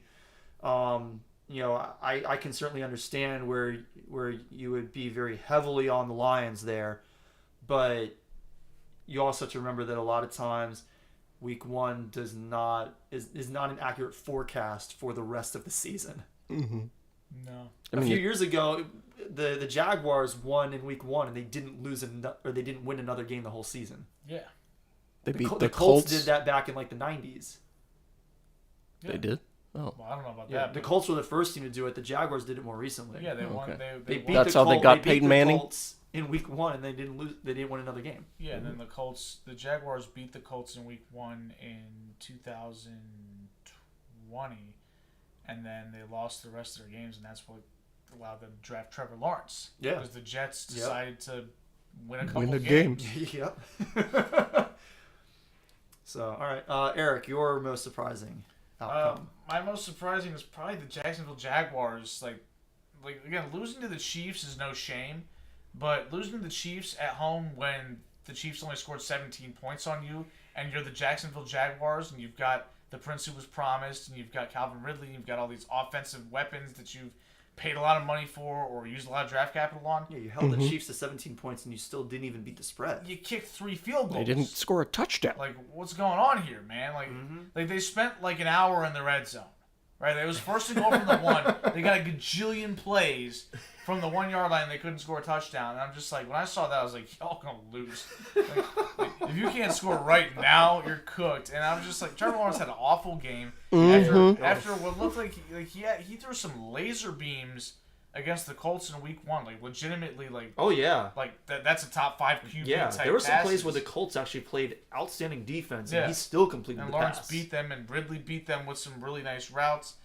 It all just went away for the Yeah. Jaguars this weekend, and I can't really explain what happened there, but it just kind of goes to show. I've talked about this a little bit, and I've gotten some pushback from you guys, but I think there's been a degradation of the performance at the quarterback position over the last 5 years. Like, Patrick Mahomes is the only guy who's great. Everybody else is good at best. Yeah, and it's interesting because so often, I think we sometimes forget that defensive coordinators are actually really, really good at their jobs. If you have a year where the offenses are just lighting it up, you almost always get a very hard reaction, a very hard shift in the opposite extreme, where the next year the defenses are shutting down offenses. So I think that there may be a little bit of that going on, but that was a bad game for Trevor Lawrence. But it also makes you wonder, though, how much credit should we give the Chiefs' defense? Because this is 2 weeks in a row, one of which they didn't have Chris Jones, where they exceeded expectations, right? Like, against the Lions, we figured that if the Lions won, it would be because they scored like 40 points. But they scored 21 points, 6 or 7 of which came off of a pick six.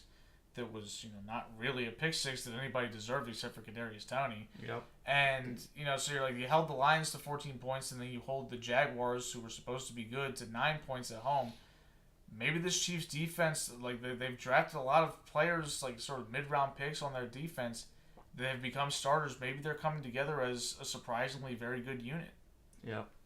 Real quick, a bad beat from Sunday. Your boy Lone Wolf on the Rams, who were 8-point home dogs to the San Francisco 49ers.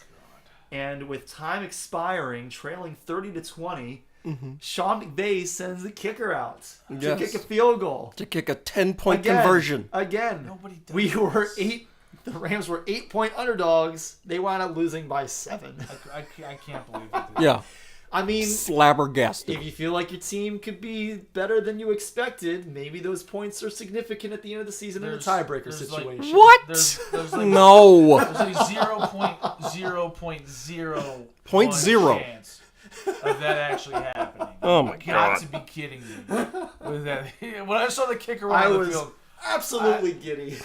there was like the very first year that SVP did bad beats. There was a scenario like that where the team was favored by something like 8.5 or something like that, and they were up by 10, and it's 4th down, and the team has no chance. There's 1 second on the clock, and SVP's like, "Why are you sending the field goal unit out there?" Like, that's exactly what I was thinking. I was like, why is the kicker on the field right now? This doesn't make any sense. Just take a knee and go home. Like, Oh, man. The game is over. You was- lose. Good day, sir. Yes. But Thank you, Willie. Sean Wonka, for McVay that. is just like, you know what?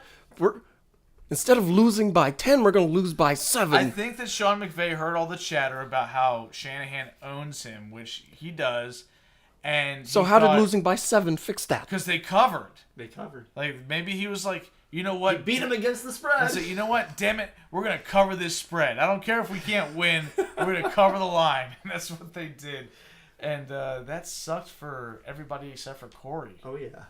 Had it Unbelievable. all the way. Yeah, No doubt. It helped Cory not lose his lead for the season. I would have caught him if that hadn't happened. Yep. So our week 2 standings, Eric and I tied with 10 correct picks. We had the one push. Told you guys we should have moved the line half a point. I don't care. Yeah. So Eric and I one went 10, 5, push. and 1. Evan went 7, 8, and 1. Lost money, buddy. Yeah, he Second did. straight week. Oof. Pick it up. What's going on? Gotta do better than that. Congratulations to the winner of our week 2 fan contest, James Daly. He repeated. His and 3 other submissions actually tied with 7 points. So they tied with Evan. But he came the closest on the tiebreaker. Our tiebreaker was the combined rushing yards in the Steelers-Browns game. He guessed 222. The correct total was 253. I didn't pick the tiebreaker, so Yeah. And because of that, I technically win week 2 because I did pick a tiebreaker. yes, you did. So I get to go first with our eliminated team this week. I had And- prepared a tiebreaker question. Well, can we still do that just for funsies? Sure. We Sure. can do it for fun. Uh, I'm curious now. I want to hear. Yeah. I mean, I recently got an oil change. Oh no. Are you going to ask what your mileage is at? Yes. What mileage On the new whip. is on the sticker to go get another oil change? How many oil changes have you gotten in this car? Am I allowed to You guess don't that? get any Oh, help, right? it's pretty new. I'm going to go 6,321. That's Okay. not too specific. All right, so you got this car after your car died going to Kings Island last year. Mm-hmm. Damn, I probably went too low. Yeah, and you, Considering Kings Island's 1,000 miles away round And it was trip. also last year. Yeah. And you guys drive a lot. yeah, during the summer. but I've done a decent amount of the driving. So let's see. Plus, you don't have a long commute to work, but you did have a long commute to work for like a couple months there. I'm gonna go with. This segment is going entirely too long. This is so irrelevant. Yeah. We already know. who Isn't the gets to rest go of this first. show irrelevant? Yeah, so I'm gonna go 73-47. Why not? 73.47. Well, y'all are way off. Way off. Yes, way off because it's 32,400. You put So 32. Wait, This what- is not. You it bought was this not car a brand new used. car. No, it was a new car. Oh, well, You put that's 34,000 miles on this car already? Yes. It's been driving back Good and forth Lord. all over the place. I mean, yeah. he does do a lot of driving, like to parks by himself on weekends when you don't go too. Yeah. Like I go Even with so. Eric Still, and then good yeah. Lord. even so. All right. I had the long commute get to our and eliminated stuff, team. but yeah. I go first. So far, I've eliminated one from each conference. I've eliminated the Cardinals and the Titans. Titans ended up winning this past week. I am going to eliminate in week 3 Bears. They are 0-2. I was holding out some hope that maybe Justin Fields would have taken a step forward in his passing game, and so far, I'm not seeing it. Not counting it out entirely for the season, but after an 0-2 start with no indication that they have made any significant improvements to this roster, I'm calling it. That's a really good pick. I mean, have no fear, Cory, though, because Justin Fields, again, the player here, blamed his coach. That's always a good sign when the player blames the coach. Yikes. Because the coach is out there throwing passes. The suggestion was that the coach is causing him to play too robotically, which sounds like a patent excuse. So Play too robotically.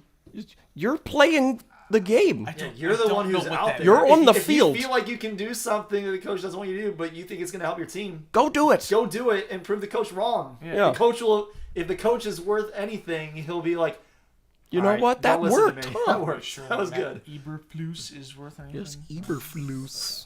All right, so Eric, so far you have eliminated the LA Rams and the Carolina Panthers. So you're going to stick in the NFC this week? LA Rams, that's a doozy. You gotta be kidding me. They could be a little frisky. Are they? What's going on? Well, they're here? 1-1. They're 1-1. Yeah, they did. They lost. They covered, but they lost to the 49ers. Yeah, but like the fact is, they look like they're actually legitimately decent. So that's I mean, sets off Stafford alarm bells. looks like 2021 Stafford, which is pretty decent. It's good enough to win the Super Bowl. Puka Nacua is good. Yeah, like what and Tutu Atwell. I had already written the tiebreaker questions for each of the weeks in our like ballots. Of course you And I had how many combined receiving yards will Cooper Kupp and Jamar Chase have in the late Monday night game this week. I changed it to Puka Nacua and Jamar Chase. Puka Nacua, huh? Puka Nacua Kupp. All right. I got some options here in the other conference that I can go with. It's a little spoiled for choice here, so I'll just pick somebody. I'm going to eliminate the Houston Texans from playoff contention. Okay. You know, I thought about them. I don't think that this is actually going to come to fruition, but I gotta say, CJ Stroud looks good. And it hasn't mattered. Which, It hasn't It hasn't mattered. Which is why I picked him. Which is why it's still a fair pick. Like, That's why I say it may not it may not mean anything, but CJ Stroud looks good. Yeah, and there are times this year that he's going to look bad because he's a rookie. Sure. And the fact that when he's looked good, they still can't win or even really compete suggests they're not going to win any games. So Yeah.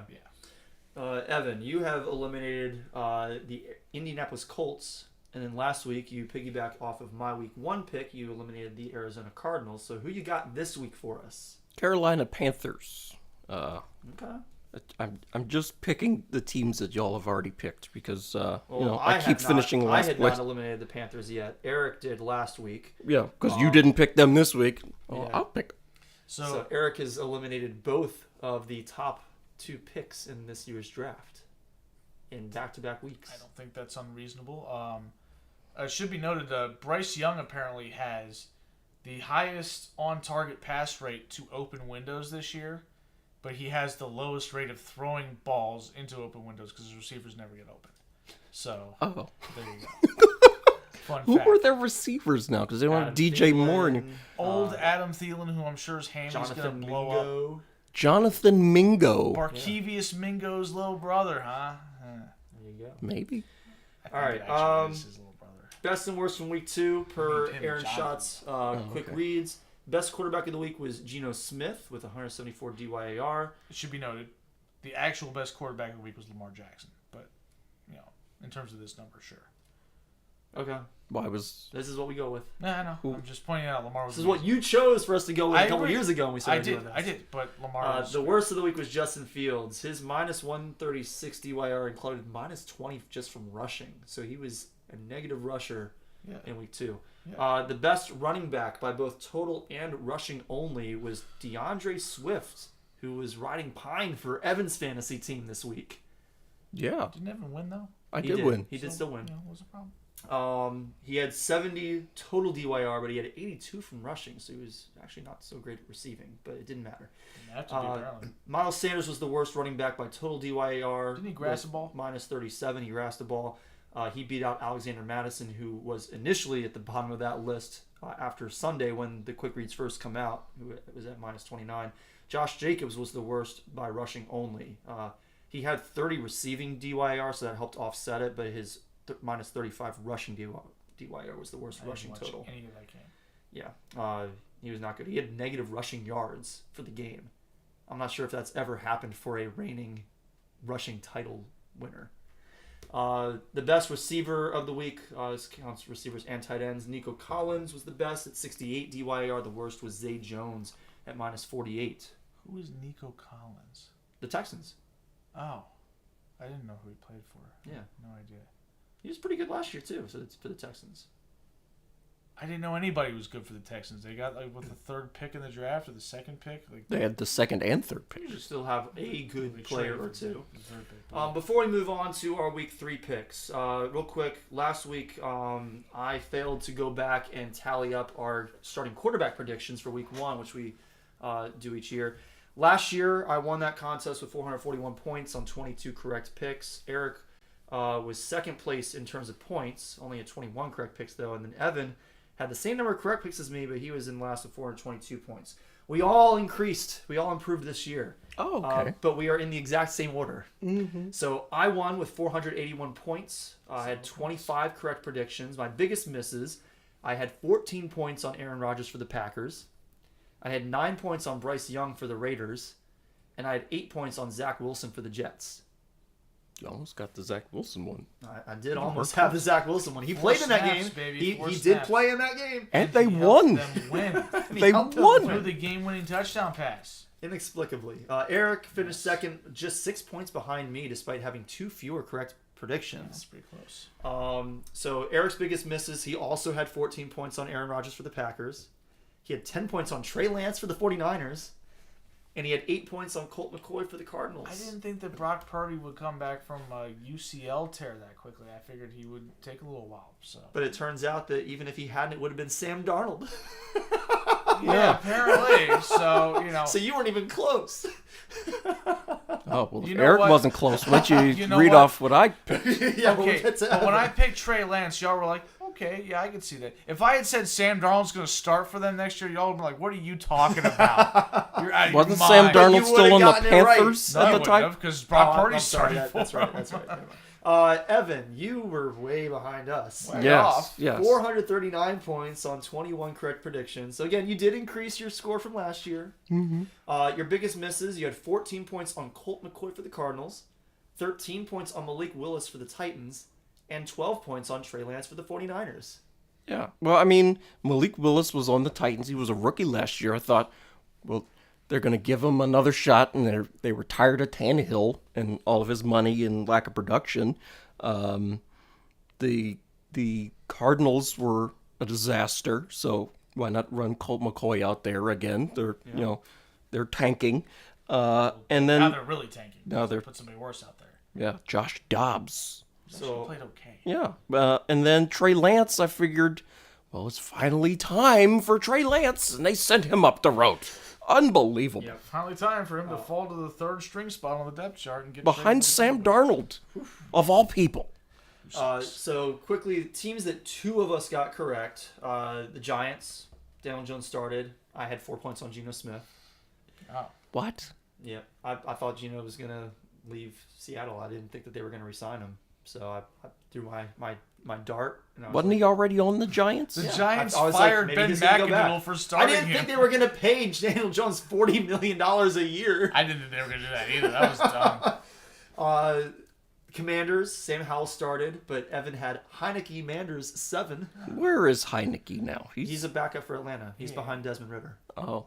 Maybe we should start. He probably should start. I said this when he first signed with them, like shortly after we made these predictions. It was like 2 weeks later that he signed with them.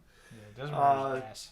The Seahawks, Geno Smith started, and of course, if I had him on the Giants, I didn't have him here. I had Will Levis starting for the Seahawks. I had 3 points on him. He's not starting for anybody. He's not starting for anybody because he sucks and he likes mayonnaise in his coffee. That's true. Maybe he should start for the Titans. Doesn't he eat bananas with the peel on as Does well? that too. Why do you have to be discussing in multiple ways? Just stick to one way. Then we've got the LA Rams. Matthew Stafford started. Evan, you had 10 points on Baker Mayfield. This was starting for the stupid. Rams. Yeah. I should have seen that one coming. Teams that one of us got correct. I put 10 points on Anthony Richardson starting week 1 for the Colts. Nicely done. Yeah. Eric, you had 6 on Bryce Young, and Evan had 6 on Will Levis. No shame there. Made sense Rookies, to you me. know. Yeah, We made these picks in February. Yeah, we make these, the draft was in technically April. we made these picks like the very beginning of March, but still, like well before the draft actually happens. I thought the Colts would trade up for number 1. Turns out the Panthers did. Yeah. What can you do? The Packers, Evan, you put 9 points on Jordan Love, so well done on that. As we already covered, Eric and I both had 14 on Rodgers. The Saints, I had Derek Carr, 5 points. It's a good snipe. Yeah. Evan, you put 4 points on Anthony Richardson for them, and Eric had 1 point on Jimmy G. I thought you might go there. I mean, Yeah. And for the 49ers, I put 7 points on Purdy, and of course, both of you guys went with Lance. Well, this is why you won. Yes. So The teams that we all got wrong. Let's quickly go through those. For the second year in a row, we all got the Jets one wrong. yeah. Roger keeps started. I had Wilson. Eric, you had Derek I Carr. didn't even remember what I had And for that one. Evan, you had Bryce Young. For the second year in a row, we all got the Bucks pick wrong. Mayfield started. I had Jimmy G. Eric had Kyle Trask. And Evan, you had Max Duggan. At least Kyle Trask is on the roster. Right. And for the second year in a row, we all got the Panthers wrong. It was, Bryce Young. We didn't have them. I had Danny Pennies. Eric had Will Levis. And Evan, you had Matt Corral.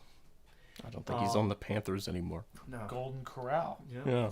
So the other two teams that we all got wrong were the Raiders. Jimmy G started. I had Bryce Young. Eric, you had Anthony Richardson. And Evan had Aaron Rodgers going out to Vegas. Reunite with Devontae Adams. Yeah. And for the Cardinals, Dobbs started. All 3 of us had Colt McCoy. I had 6 points on him. Eric, you had 8. And Evan, you had 14. I didn't know who Josh Dobbs was. You didn't know Josh Dobbs? How many times have I shared that Hail Mary against Georgia with Tennessee beating? I assumed it had to be a different guy because there's no way the loser to play for Butch Jones would be the NFL. Let's get to our Well, I mean, game picks. Alvin We Kamara are- would like a word. He was we on are- He the didn't play for running Butch very Jones. high He on rode the time. bench because Butch Jones is an idiot. Oh, that's true. We're just about 15 minutes from the 2-hour mark. So okay. we're gonna On get schedule. So we're going to get to our game picks for week 3 and try and roll through these pretty quickly if we can. Starting with the Thursday night game. Tomorrow night, Giants at 49ers. The 49ers are 10.5 point favorites. It's a pretty big spread. Evan, you put some of your picks in here well before we actually had the official 5 o'clock spreads. You I sticking put with my the picks in 49ers? here on Monday. Like, Niners roll. You have 4 picks already in here. You're heavy on the 49ers. Niners you roll. did not care what that line was. No. Evan played guess the lines and then picked on that guessed line, and now he's And sticking with it. was intending to collect some money at the betting window. Yeah, Niners roll. The Giants are garbage. They have no team. There's nobody there And a nice comeback. against the Cardinals, who have no team. Who's on their team? Yeah, that was another game similar to the Manders Oh, I Broncos agree. game. I Where agree. is that the Giants winning or is that the Cardinals being terrible? I agree, 100%. Yes, it's all of it. Yeah. It's I just, just felt like pointing it out. yeah. I'm a little bit nervous about it just because the 49ers just got sniped at the end. But I feel like the Rams are at least 2.5 points better than the Giants. So I'm gonna go with the 49ers as well. Well, the thing is, like, the Rams, that was a rough beat for 49ers bettors, but the Rams were in the game for most of the game, at least, right? Yeah. Like, it was a competitive game. The Giants aren't going to be in this game for more than 5 minutes. Like, it's going to be over quick. And Jones might score negative points again. And of Th- course, this- all played Sean the week that he goes off for 30. like, this matchup has vibes of what happened, week 1 with the Giants, where they just get run out of the building 40-0. Yeah, I mean, something like the that. 49ers defense is also really good. It might not quite be on the Cowboys level, but it's good. But I would say And their the 49ers offense is probably better than the Cowboys' yeah. offense. So, no, I agree 100%. Yeah, So, 49ers. all right, so we are all on the 49ers for tomorrow night. Nothing doing there. Let's move to Sunday. 1 o'clock games. We got a lot of them because they only put 3 games in the 4 o'clock window, and they all Unbelievable. suck. Just ridiculous. I'm glad we'll be at Stumble because we don't have to. Oh, right. Yeah, we're not even going to be there. I'll be glued to the In a TV bar, for the 1 just in the o'clock rain. window. We'll see if Probably. I stick around for the 4 o'clock. But Colts at Ravens starts us off. Evan, your Ravens are favored by 7.5. Obviously, we don't yet know the status for Anthony Richardson, who we mentioned earlier, self-reported a concussion. He's questionable for that game. He did not practice on Wednesday. Where are we on this game? I'll let you go first, Evan, since it's your Ravens. I I'm leaning Indy just because that half point just is putting it over the edge for me. The Ravens are a team that plays up to their competition and plays down to their competition. They'll hang in there with the Patriots, who went 16-0 that year, but then lose to the Dolphins, who went 1-15. Right, like it was stuff like that. They were the one. Yeah, 1-15. In overtime, no less. Unbelievable. Tyler Thigpen or something like that was out there. Yeah, still irritated about that. And it's been I am too. I wanted 16 years. I wanted to see them lose all the games, and then I didn't get to see it, and I was really sad. But then the next year, The Lions did. Lions took care of me, so it was great. Yeah, so Indy. All right, Eric. Yeah, the Ravens' defense a little leaky. Soft and squishy. Even if Anthony Richardson doesn't play, I'm actually not sold that that's a death knell for him, because they got Gardner Minshew, who I think is legitimately a good enough quarterback to start on a lot of teams, and that's to me that's probably one of the 2 or 3 best backups in the league. And the Ravens they like to play with their foot a little bit. Like, they don't take care of business like they did in 2019. For that back half of the year, so 7.5 is just a little too much for me. So I'm gonna take the Colts and the points. Okay.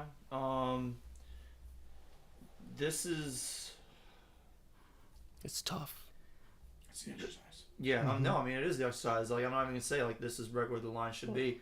I honestly, I think that this line might be a little bit disrespectful to the Colts. I'm very nervous if Minshew winds up being the starter. I agree he's a serviceable quarterback, but I don't think he's necessarily good enough to beat this spread. But I think that there's a decent chance that Anthony Richardson can come back from this. If anything, I think that the fact that he had the mindset about him to self-report it could suggest that mentally he may be, this may not have been as significant of a concussion as some that we see. I could be completely making that up. I don't really know how, I'm not a neurologist. I don't really know how head trauma works.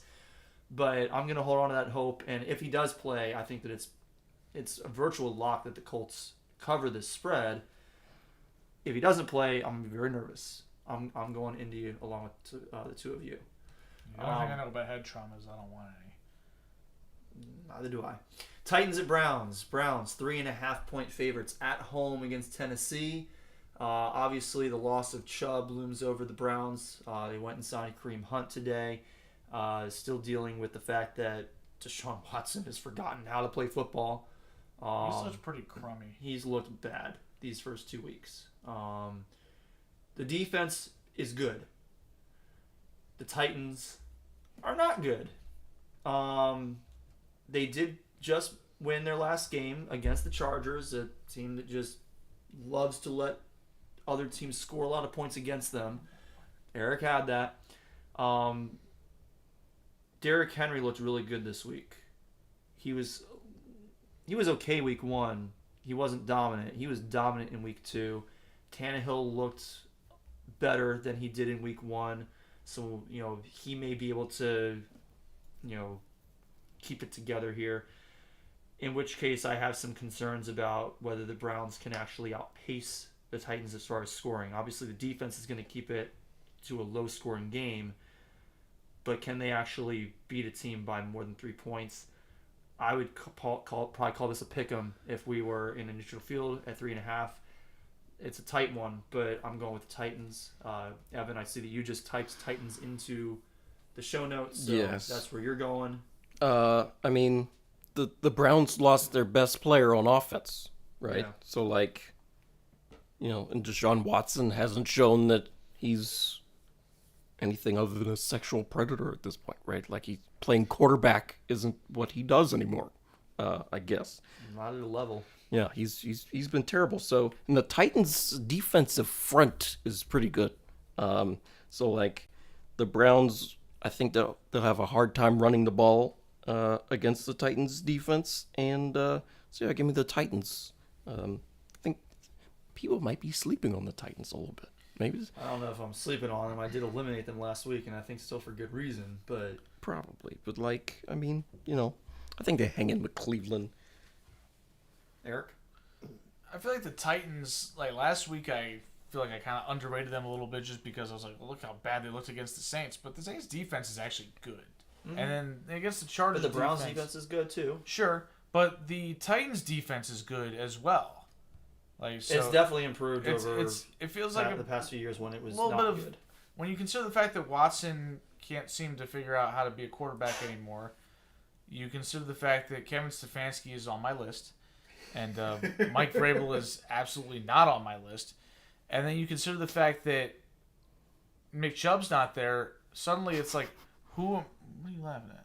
Thought you said Mick Chubb. No, I said Nick. I know. Yeah, he said Nick. Although I do understand how it sounded like I might have said that. But anyway, basically, I'm looking at this like Derrick Henry or whoever's going to be running the ball. Jerome Ford or Kareem Hunt. I'm going to go Derrick Henry. So I'm going to take the points here and take the Titans. All right. Falcons at Lions. The Lions are laying 3.5 at home against a pretty scrappy Falcons team. Bijan Robinson playing really well early in the season. Drake London caught a touchdown pass this week. He actually did something. He caught a pass. Arthur Smith rant about fantasy. He caught a pass. Kyle Pitts did not catch a touchdown pass this week. But he caught a pass. But he did catch a pass. Nice. Just one? He might have had more than one. I don't remember exactly. I think he had 3. Ooh, 3. Wow. I think he might have had 3 catches this week. The number 4 overall pick had 3 catches. Mm-hmm. I'm happy for him. Yeah. He's doing great. Yeah, let's see. He had... Let me pull it up real quick. Of course, my computer's been a little bit slow at the moment, so I'll come back to that in a second. But the Falcons' defense also pretty scrappy. It's a pretty solid team. He had 2 catches. He had 2 catches each of the first 2 weeks. God. He did increase his targets from 3 to 5 at least. I don't the targets. Yeah, okay. The target the all-important share. target share. So when Ritter just chucks it in the dirt at his feet, that's a target right there. I'm taking the Lions. Yes, they crapped the bed this past week. It was not a good performance, but it was against a good team. The Falcons, are improved, but they're still not a good team in my opinion. Desmond Ritter ain't him. What happened this past week, I think, was more about the Packers' defense just absolutely being awful in the entire second half. They could not stop the Falcons inexplicably. Falcons weren't doing anything like, The Falcons just hand it off. Yeah, that's all they were doing. They don't even run like a triple option. They just... and it wasn't even Tyler Algier this week. It was all Bijan. Mm-hmm. And the Packers just refused to respect the fact that when he was on the field, he was going to run the ball. The Lions are going to be a better opponent. Hopefully Amon-Ra St. Brown is going to be good to go this week. Again, it was just cramps, so I would imagine that he's going to be okay. I think that he did appear on the injury report today with a toe injury, so hopefully that's not significant.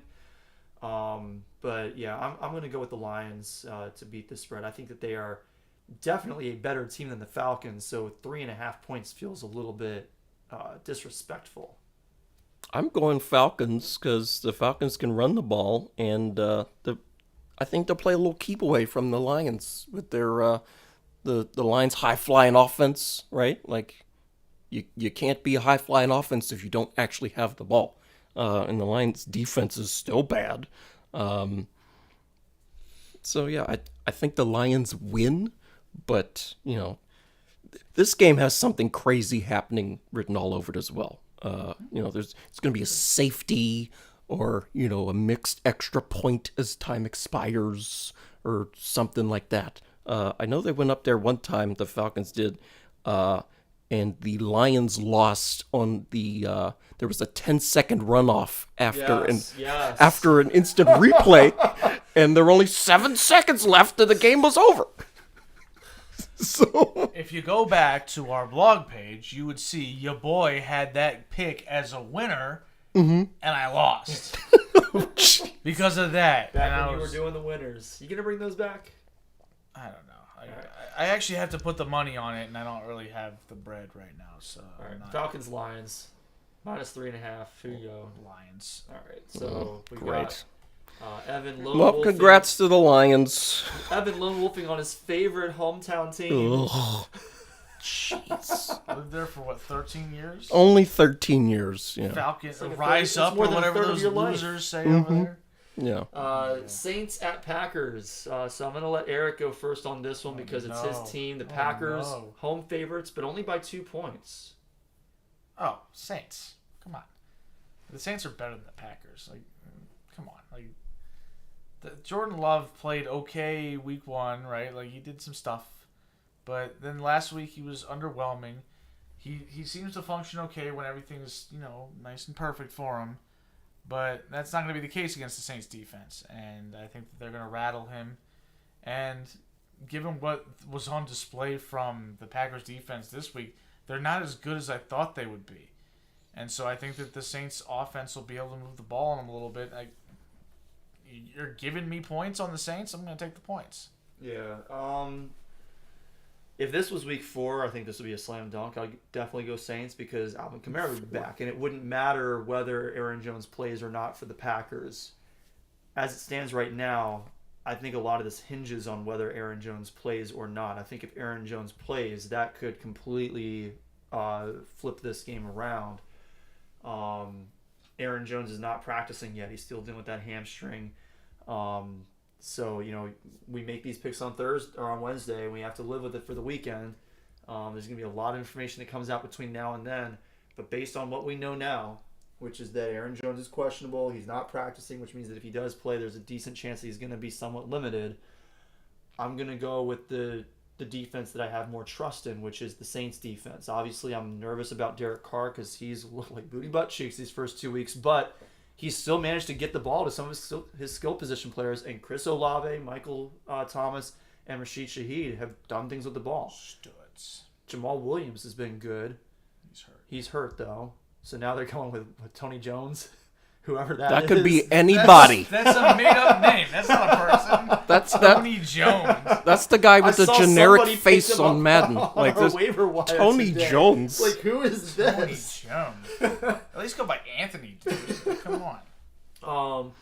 But I have more faith in the Saints defense after that absolutely atrocious performance I watched because they're on my team with the Packers, and I'm going to be stuck with them because Andrew outbid me on the Chiefs defense this week.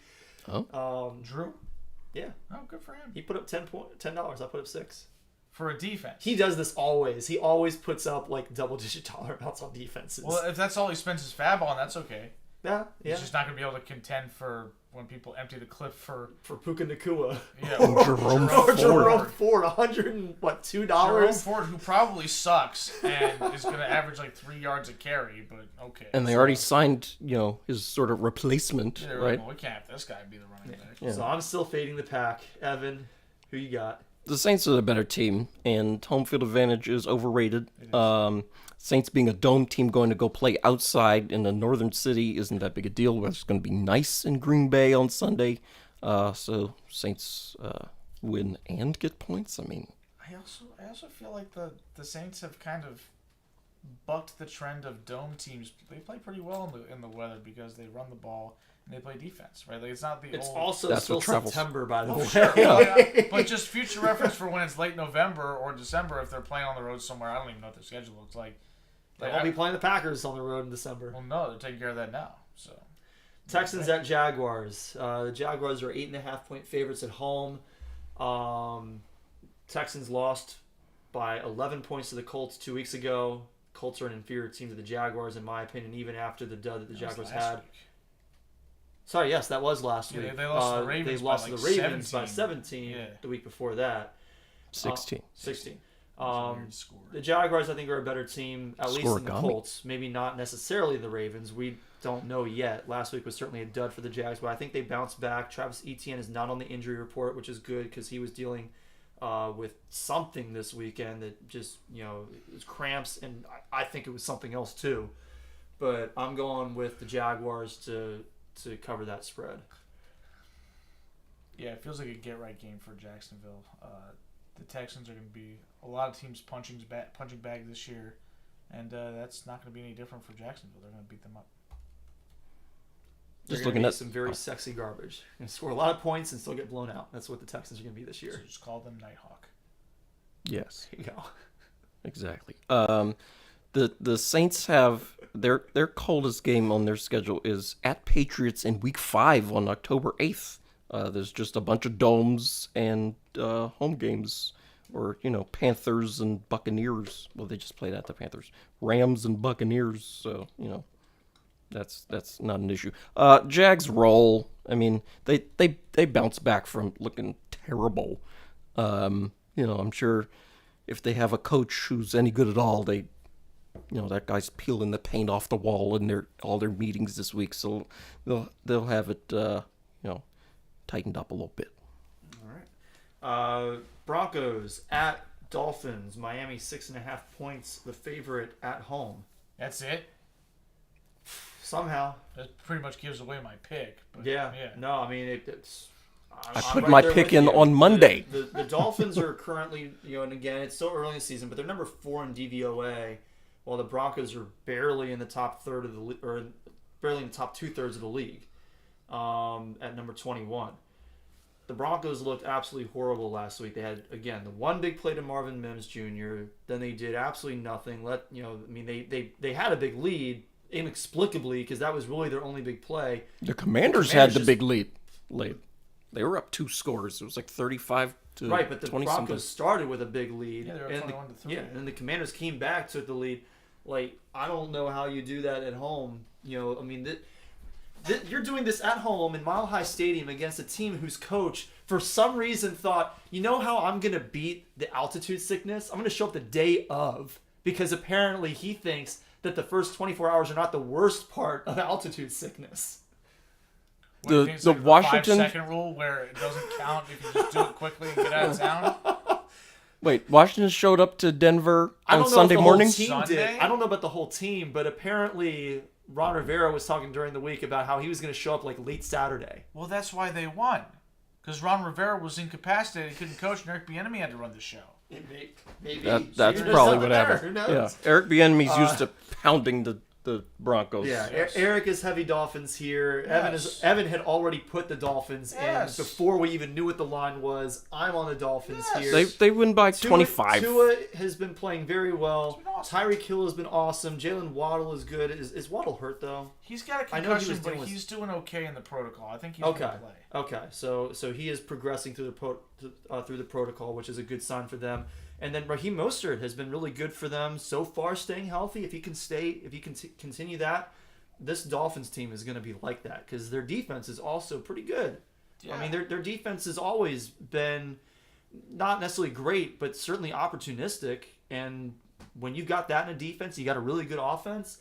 You got a recipe for success there. And the Broncos don't have a recipe at all. Because they're letting Russ cook, right? That's why the recipe's so bad. Russ cooks and he burns the whole kitchen down. That's how it goes. He's too busy, counting all the Too bathrooms. busy kissing babies, according to Sean Payton. The Chargers are laying 1.5 on the road against the Vikings. I already said earlier, fade the Bolts, and this is a frustrating one because the Vikings are also a frustrating Not very team. trustworthy. But you know what? The Vikings at least have beat a spread this year. That's true.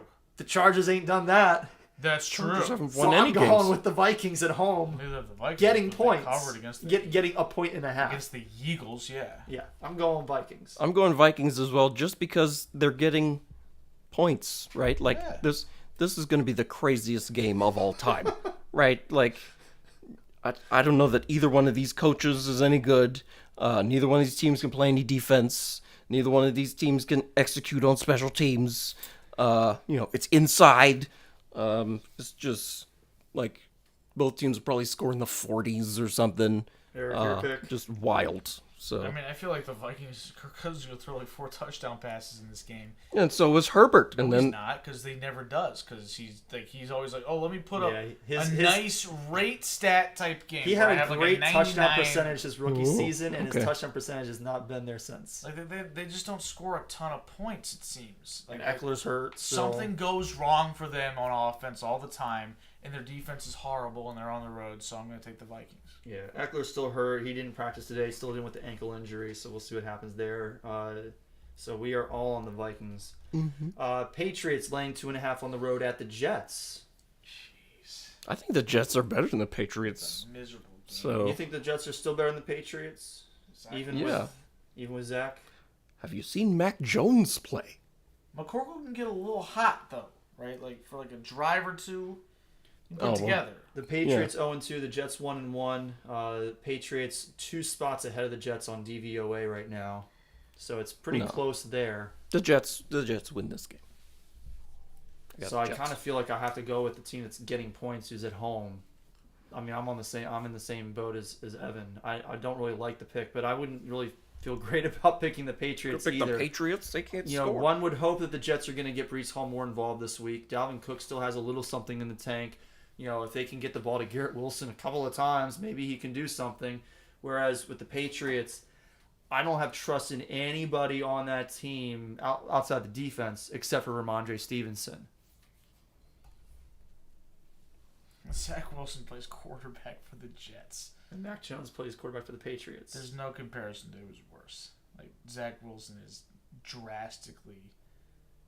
I don't know worse. if drastically is Yes, he quite is. right. I agree Mac with that. Jones was pretty pathetic last year.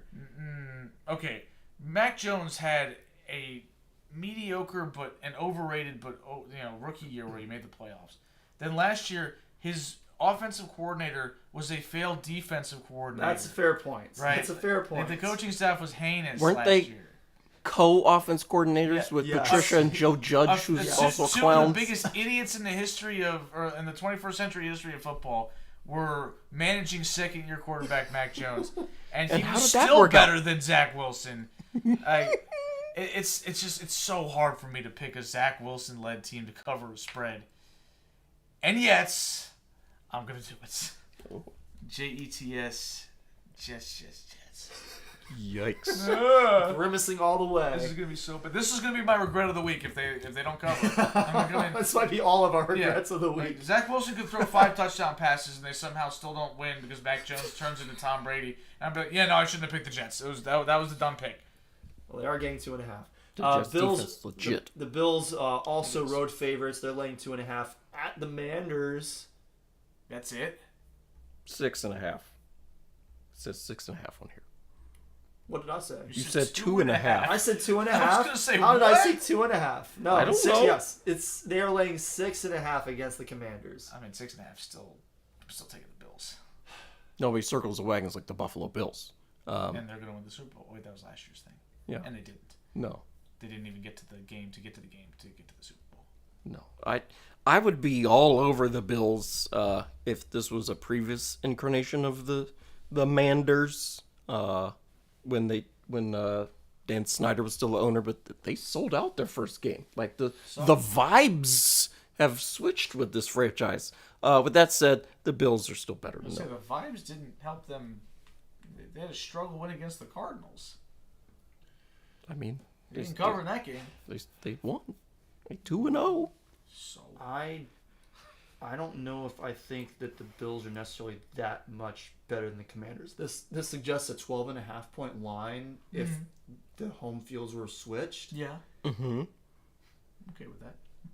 You think Washington can go to Buffalo The and Commanders have an above average defense right now. They have an above average offense right now, somehow. Mostly because Brian Robinson has been incredible through the first 2 weeks of the season. how do the Commanders have a good defense if they played Russell Wilson, who's terrible, Dobbs. and whoever the Cardinals quarterback is? Josh Dobbs, who Yeah. you were giving me a hard time. So Yeah. we don't Yeah, him. we don't think that Josh Allen's going to throw some interceptions to a Washington defense that is pretty aggressive against quarterbacks who like to throw interceptions. My biggest concern right now in this matchup for the Commanders would be the fact that their special teams ranks 31st in DVOA, but guess what the Bills rank? 25th. It's been 2 weeks. It's been 2 weeks. They've run like 6 special team plays total. I'm taking the Manders here. 6.5 points. Oh boy, are you going to They're the going to game? lose the game. They're going to lose the game. I But think they're gonna lose the game. Are you going? It's right down the street, right? hell no, I'm not going Oh. to FedEx Field. You That's stroll dumb. over after the Matthew game and chill there for 2 days. Camp out like you're getting ready for Duke tickets or something. Yeah.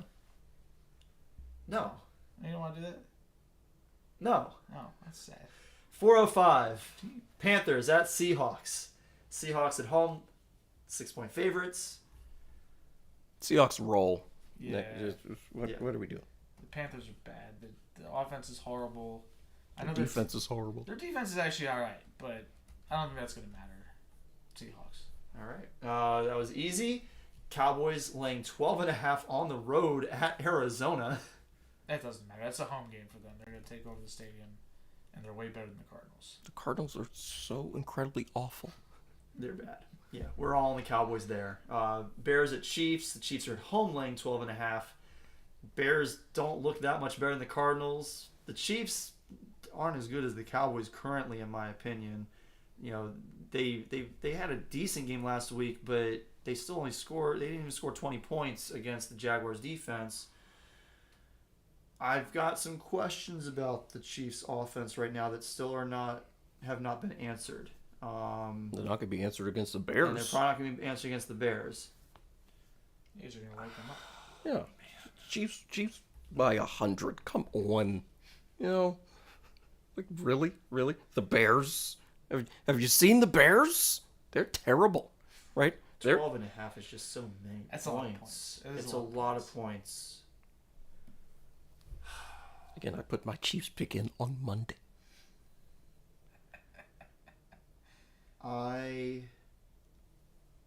No risk it, no biscuit. I'm going with the Bears. No who I risk, just no biscuit. who I just eliminated from the playoffs. But you know what? That's 12.5 points that they can still, get inside of and still lose. They can lose by 11. I'm golden. They can lose by 12 and I'm golden. That's a lot of points there they can lose by.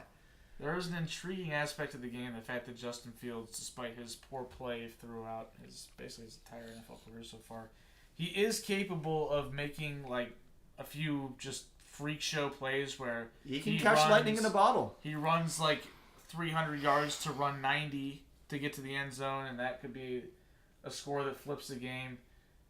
I'm not counting on that though, man. I gotta go with the Chiefs. All right, so Bears defense is heinous. Like, that's a get-right game for the Chiefs offense. Mm-hmm. Could be.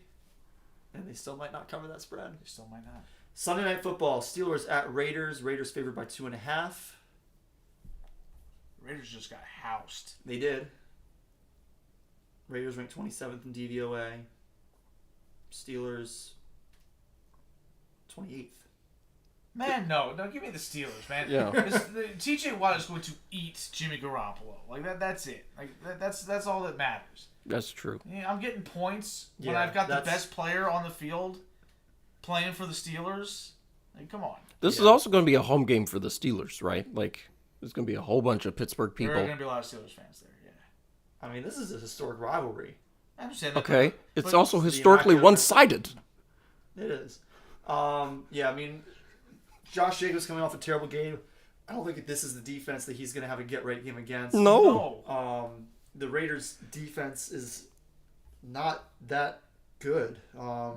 I think they rank 24th in DVOA right now, and I'm not sold that they're going to be able to slow down George Pickens. I'm not even sold they can slow down Najee Harris, quite frankly. So Najee Harris can slow himself down. He's got that's no true. speed. But yes, I'm going Steelers. Eric's going Steelers. Evan's going Steelers. Let's move on to the Monday night games. Two of them, 7:15 is the first one. Eagles 4.5-point favorites at Tampa Bay. The Eagles have been a little bit underwhelming so far this season, but they're still a good team. Tampa Bay has been surprising though.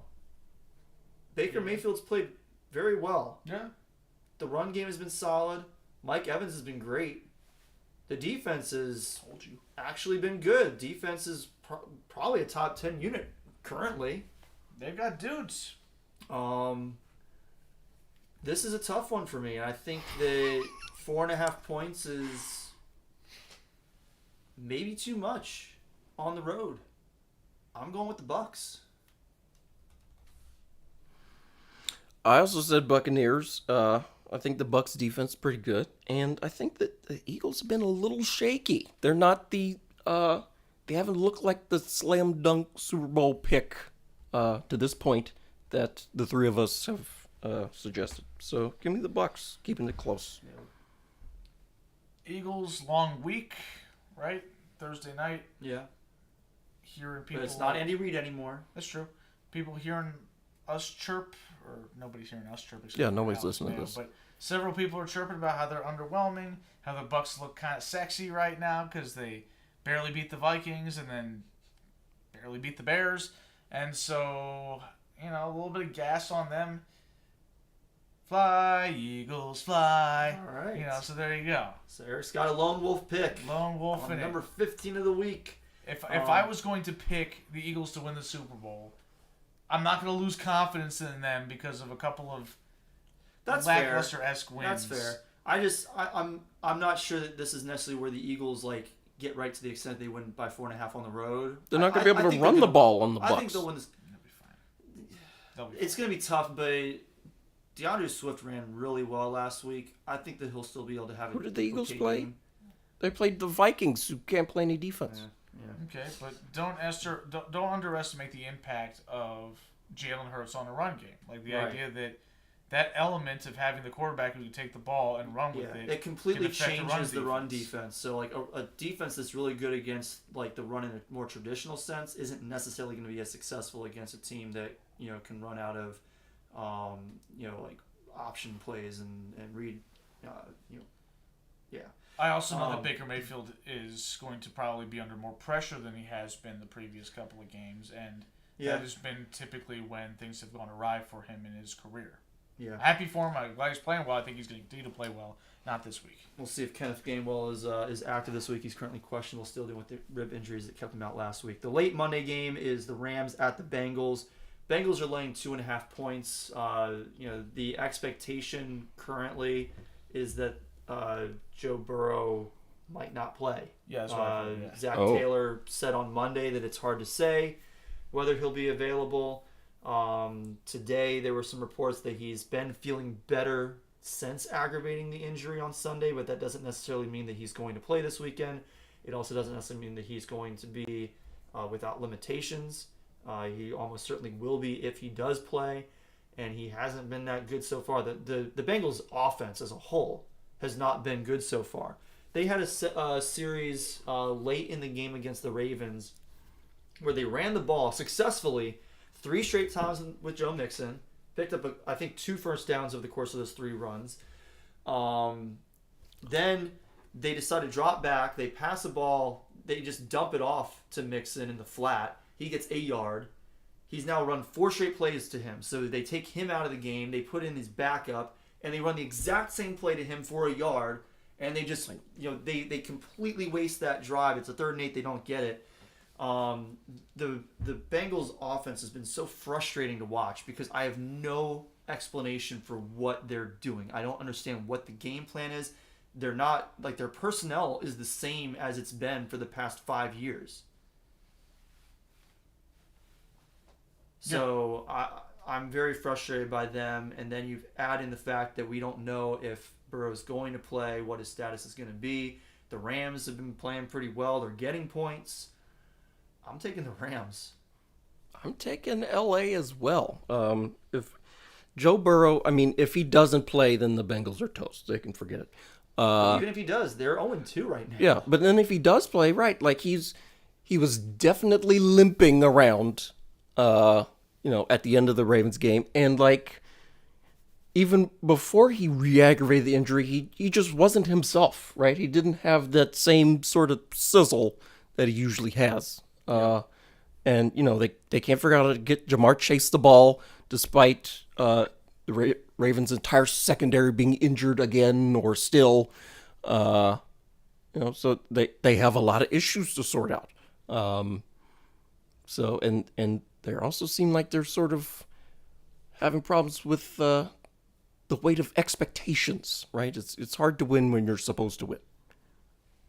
I think that's a little bit overblown, but they went to the AFC Championship game last year after going to the Super Bowl the previous year. I don't think the weight of expectations is the issue. I think it's just a matter of health, and this happens to at least one high-end contender every year where they just have a nightmare season, and the Bengals might be in the midst of just a nightmare season with the fact that Burrow came into the season with an injury issue. And again, some of it is them doing it to themselves with this god-awful play calling.